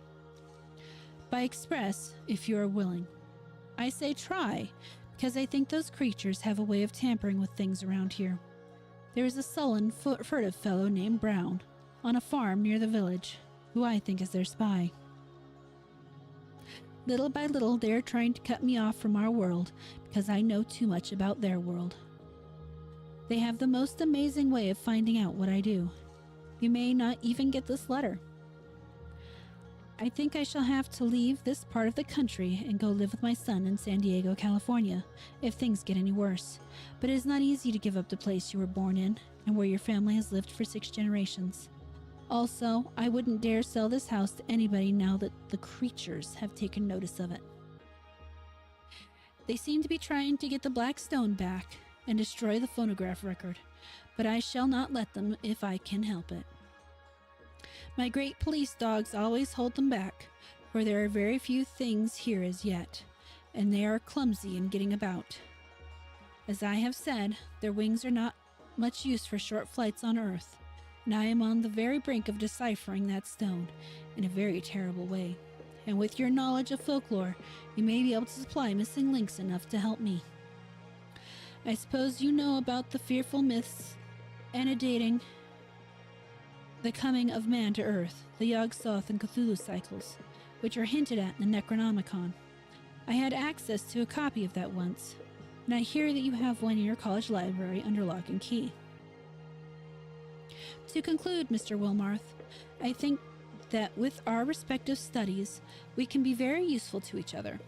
I don't wish to put you in any peril, and I suppose I ought to warn you that possession of the stone and record won't be very safe. But I think you will find any risks worth running for the sake of knowledge. I will drive down to Newfane or Battleborough to send whatever you authorize me to send, for the express offices there are more to be trusted. I might say that I live quite alone now, since I can't keep hired help anymore. They won't stay because of the things that try to get near the house at night, and that keep the dogs barking continually. I am glad I didn't get as deep into this business while my wife was alive, for it would have driven her mad. Hoping that I am not bothering you unduly, and that you will decide to get in touch with me rather than throw this letter into the wastebasket as a madman's ravings. I am, yours very truly, Henry W. Ackley. P.S. I am making some extra prints of certain photographs taken by me, which I think will help to prove a number of the points I have touched on. The old people think they are monstrously true. I shall send you these very soon if you are interested. H.W.A.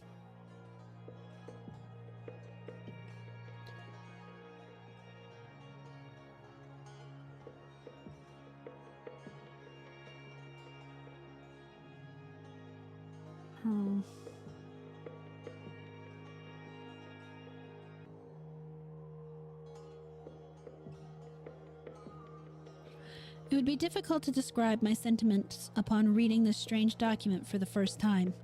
By all ordinary rules, I ought to have laughed more loudly at these extravagances than at the far milder theories which had previously moved me to mirth. Yet something in the tone of the letter made me take it with paradoxical seriousness. Not that I believed for a moment in the hidden race from the stars which my correspondent spoke of, but that, after some grave preliminary doubts, I grew to feel oddly sure of his sanity and sincerity, and of his confrontation by some genuine, though singular and abnormal phenomenon, which he could not explain except in this imaginative way. It could not be as he thought, I reflected, yet, on the other hand, it could not be otherwise than worthy of investigation. Just my butt.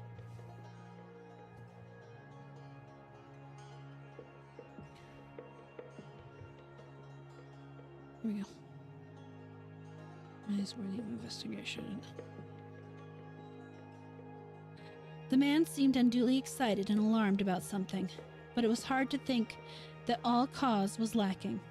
He was so specific and logical in certain ways, and after all, his yarn did fit in so perplexingly well with some of the old myths, even the wildest Indian legends, that he had really overheard disturbing voices in the hills, and had really found the black stone he spoke about, was wholly possible despite the crazy inferences he had made, inferences probably suggested by the man who had claimed to be a spy of the outer beings and later killed himself.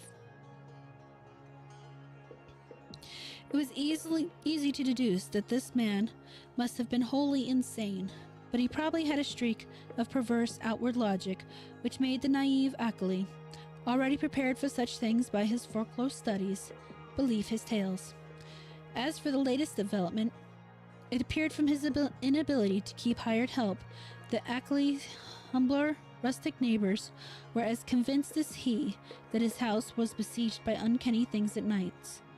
The dogs really barked, too.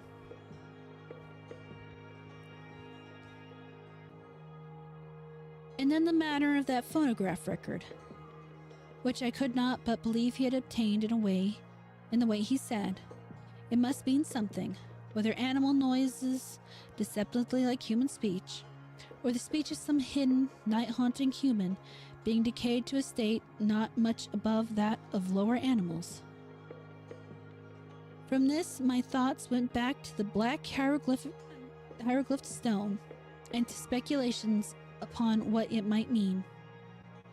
Then, too, what of the photographs which Ackley said he was about to send, and which of the old people had found so convincingly terrible?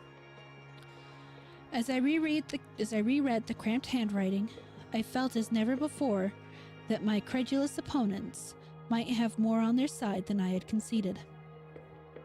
After all, there might be some queer and perhaps hereditary misshapen outcasts in those shunned hills, even though no race of star-born monsters as folklore claimed.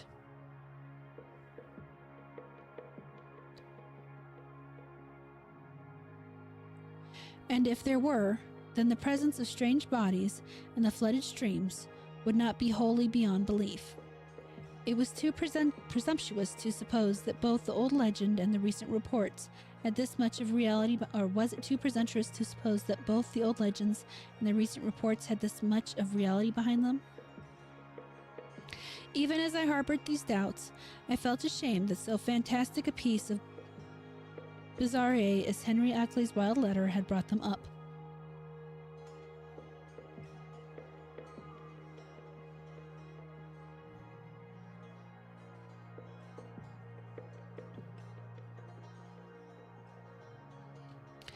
In the end, I answered Ackley's letter, adopting a tone of friendly interest and soliciting further particulars. His reply came almost by return mail and contained, true to promise, a number of Kodak views of scenes and objects illustrating what he had to tell. Glancing at these pictures as I took them from the envelope, I felt a curious sense of fright and nearness to forbidden things, for in spite of the vagueness of most of them, they had a damnably suggestive power, which was intensified by the fact that there being genuine photographs, actual optical links with what they portrayed, and the product of an impersonal transmitting process without prejudice, fallibility, or mendacity. Hey Kuma, how you doing? The more I looked at them, the more I saw that my serious estimate of Ackley and his story had not been unjustified. Certainly, these pictures carried conclusive evidence of something in the Vermont hills, which was at least vastly outside the radius of our common knowledge and belief. The worst thing of all was the footprint. A view taken where the sun shone on a mud patch somewhere in a deserted upland. This was no cheaply counterfeited thing, I could see at a glance. For the sharply defined pebbles and the grass blades in the field of vision gave a clear index of scale and left no possibility of a tricky double exposure. I've called the thing a footprint, but a claw print would be a better term. Even now, I can scarcely describe it, save to say that it was hideously crab-like, and that there seemed to be some ambiguity about its direction. It was not very deep or fresh print, but seemed to be about the size of an average man's foot. From a central pad, pairs of saw-toothed nippers projected in opposite directions, quite baffling as to function, if indeed the whole object were exclusively an organ of locomotion. Another photograph, evidently a time exposure taken in deep shadow, was of the mouth of a woodland cave with a boulder of rounded regularity choking the aperture. On the bare ground in front of it, one could just discern a dense network of curious tracks, and when I studied the picture with a magnifier, I felt uneasily sure that the tracks were like the one in the other view. The third picture showed a druid-like circle of standing stones on the summit of a wild hill. Around the cryptic circle, the grass was very much beaten down and worn away, though I could not detect any footprints even with the glass. The extreme remoteness of the place was apparent from the veritable sea of tenantless mountains which formed the background and stretched away toward a misty horizon. But the most disturbing of all the views was that of the footprint. The most curiously suggestive was that of the great black stone found in the Round Hill woods.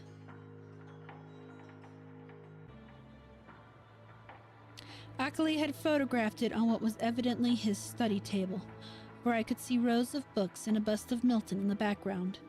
The thing, as nearly as one might guess, had faced the camera vertically, with a somewhat irregularly curved surface of 1 by 2 feet. But to say anything definite about that surface, or about the general shape of the whole mass, almost defies the power of language. What outlandishly geometrical principle had guided its cutting? For artificially cut it surely was. I could not even begin to guess. Never before had I seen anything which struck me as so strangely and unmistakably alien to this world. Of the hieroglyphs on the surface, I could discern very few, but 1 or 2 that I did see gave me rather a shock. Of course, they might be fraudulent, for others besides myself had read the monstrous and abhorred Necronomicon of the mad Arab Abdul Ahrazed. But it nevertheless made me shiver to recognize certain ideographs, which study had taught me to link with the most blood-curdling and blasphemous whispers of things that had a kind of mad half-existence before the Earth and other inner worlds of the solar system were made. On to the next chapter. Okay, good. Finish this.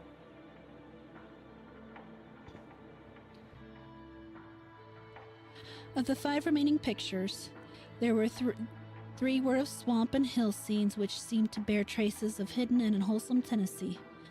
Another was of a queer mark in the ground very near Ackley's house, which he said he had photographed the morning after a night on which the dogs had barked more violently than usual.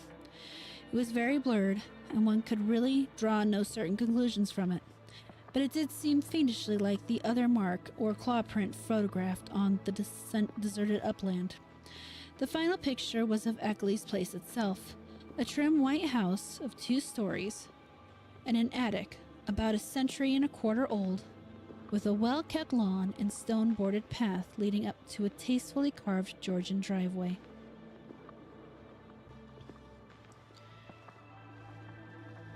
There were several large police dogs on the lawn, squatting near a pleasant-faced man with a close-cropped gray beard, whom I took to be Ackley himself, his own photographer, one might infer from the tube-connected bulb in his right hand. From the pictures, I turned to the bulky, closely written letter itself, and for the next 3 hours was immersed in a gulf of unutterable horror. Where Ackley had given only outlines before, he now entered into minute details, presenting long transcripts of words overheard in the wood at night, long accounts of monstrous pinkish forms spied in thickets at twilight on the hills, and terrible cosmic narrative derived from the application of profound and varied scholarship to the endless bygone discourses of the mad, self-styled spy who had killed himself.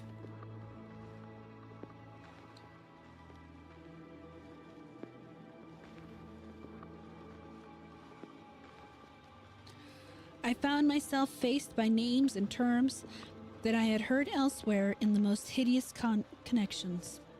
Yugoth, Great Cthulhu, Sathagoa, I think I said that wrong, Yog-Sothoth, R'lyeh, Nerlethotep, Azathoth, Hastur, Yeon, Lang, the Lake of Hali, Bethmora, the Yellow Sign, the Mur-Cathulos, Bran, and the Magnum Inominandum. Inominandum? That's a word.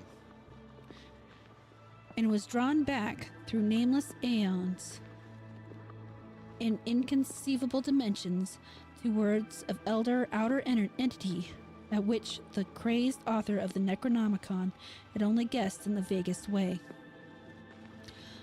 I was told of the pits of primal life and of the streams that trickled down therefrom, and finally of the tiny rivulet from which one of those streams had become entangled with the destinies of our own earth. My brain whirled, and where before I had attempted to explain things away, I now began to believe the most abnormal and incredible wonders. The array of vital evidence was damnably vast and overwhelming, and the cool, scientific attitude of Ackley an attitude removed as far as imaginable from the demented, the fanatical, the hysterical, or even the extravagantly speculative, had a tremendous effect on my thought and judgment. By the time I laid the frightful letter aside, I could understand the fears he had come to entertain, and was ready to do anything in my power to keep people away from those wild, haunted hills. Even now, when time had dulled the impression and made me half question my own experience and horrible doubts, there are things in that letter of Ackley's which I would not quote or even form into words on paper. I am almost glad that the letter and record and photographer and photographs are gone now, and I wish, for reasons I shall soon make clear, that the new planet beyond Neptune had not been discovered.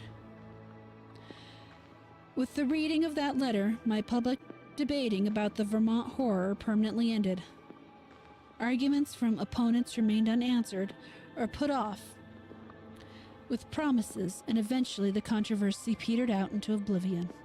During late May and June, I was in constant correspondence with Eckley, though once in a while a letter would be lost, so that we would have to retrace our ground and perform considerable laborious copying. What we were trying to do, as a whole, was to compare notes in various obscure mythological scholarship and arrive at a clearer correlation of the Vermont horrors with the general body of primitive world legend. For one thing, we virtually decided that these morbidities and the hellish Himalayan Migo were one and the same order of incarnated nightmare. They were also absorbing zoological conjectures, which I would have referred to Professor Dexter in my own college, but for Ackley's imperative command to tell no one of the matter before us. If I seem to disobey that command now, it is only because I think at this stage a warning about those farther Vermont hills and about those Himalayan peaks which bold explorers are more and more determined to ascend is more conducive to public safety than silence would be.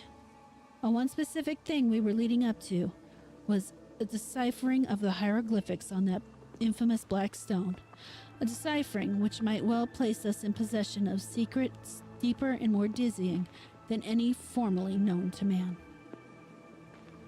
Whew. Alright guys, we've just about reached the end of my voice.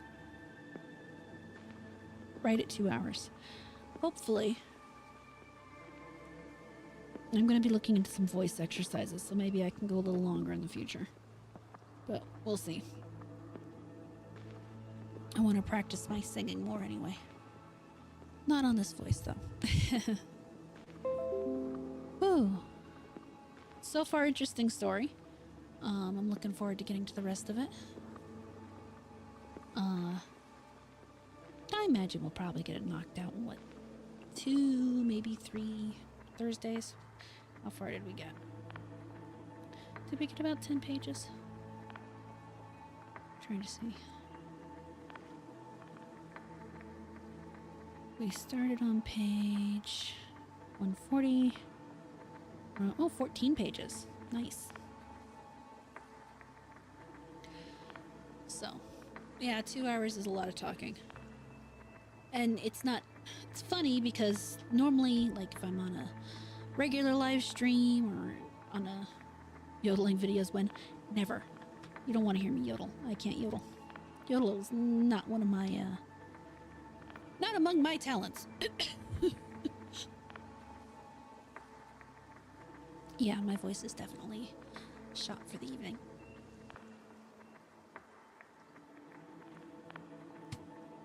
Don't mind the weird flailing of the avatar. I'm just grabbing my keyboard again.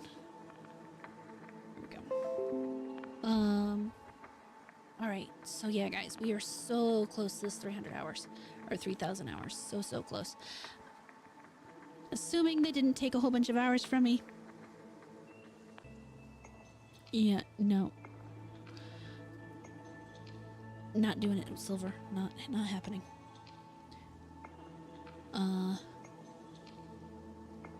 So close, guys. I imagine we'll be under 200 tomorrow. easily unless they took, unless a whole bunch of watch hours jumped off, which is possible. It happens. Yeah. I think that covers everything. I might be on to, no, I will be on tomorrow night because I want these hours. I want these hours, before the end of the month. See if I can get monetized before the end of the month. Well, membership anyway is not technically monetized. I did have hot tea handy the whole stream. Well, it's kind of cold tea now. I need to get a... So I have this ember mug, and it works great, but I need to get a charging pad for it up here. But I had hot peppermint tea with honey, which is delicious and does help. But I'm gonna go rest my voice, guys. Tomorrow night for video games, I think. Maybe I'll go back to Baldur's Gate. It's time to get back into Baldur's Gate. Thank you guys so much for being here. I deeply appreciate it. Please, if you're new here and haven't already liked, followed, or subscribed, or whatever it is on the current streaming platform you're on, please go ahead and hit that button so you can come back and hang out with us next time, or just come back and hang out with us next time. I don't require that kind of anything from anybody, really, but I do appreciate it. Yeah, I think that about covers it. There will be Neverwinter Nights on Saturday. I don't know what's going on Sunday. Oh, no. I do know what's going on Sunday. Sunday, I'm going to be on Trucker Rob's channel, where I am the guest for an episode of his Pathfinder group. So, that'll be exciting. Not going to tell you anything about what's happening. I don't really know. But it's still going to be exciting and fun, because I love D&D and all those types of games. So, I think that covers it all. Y'all have a very good afternoon, good evening, good night. I appreciate you so much. Sweet dreams. And I'll catch you later. Have fun storming the castle. Think they'll make it? Not a chance. Good night.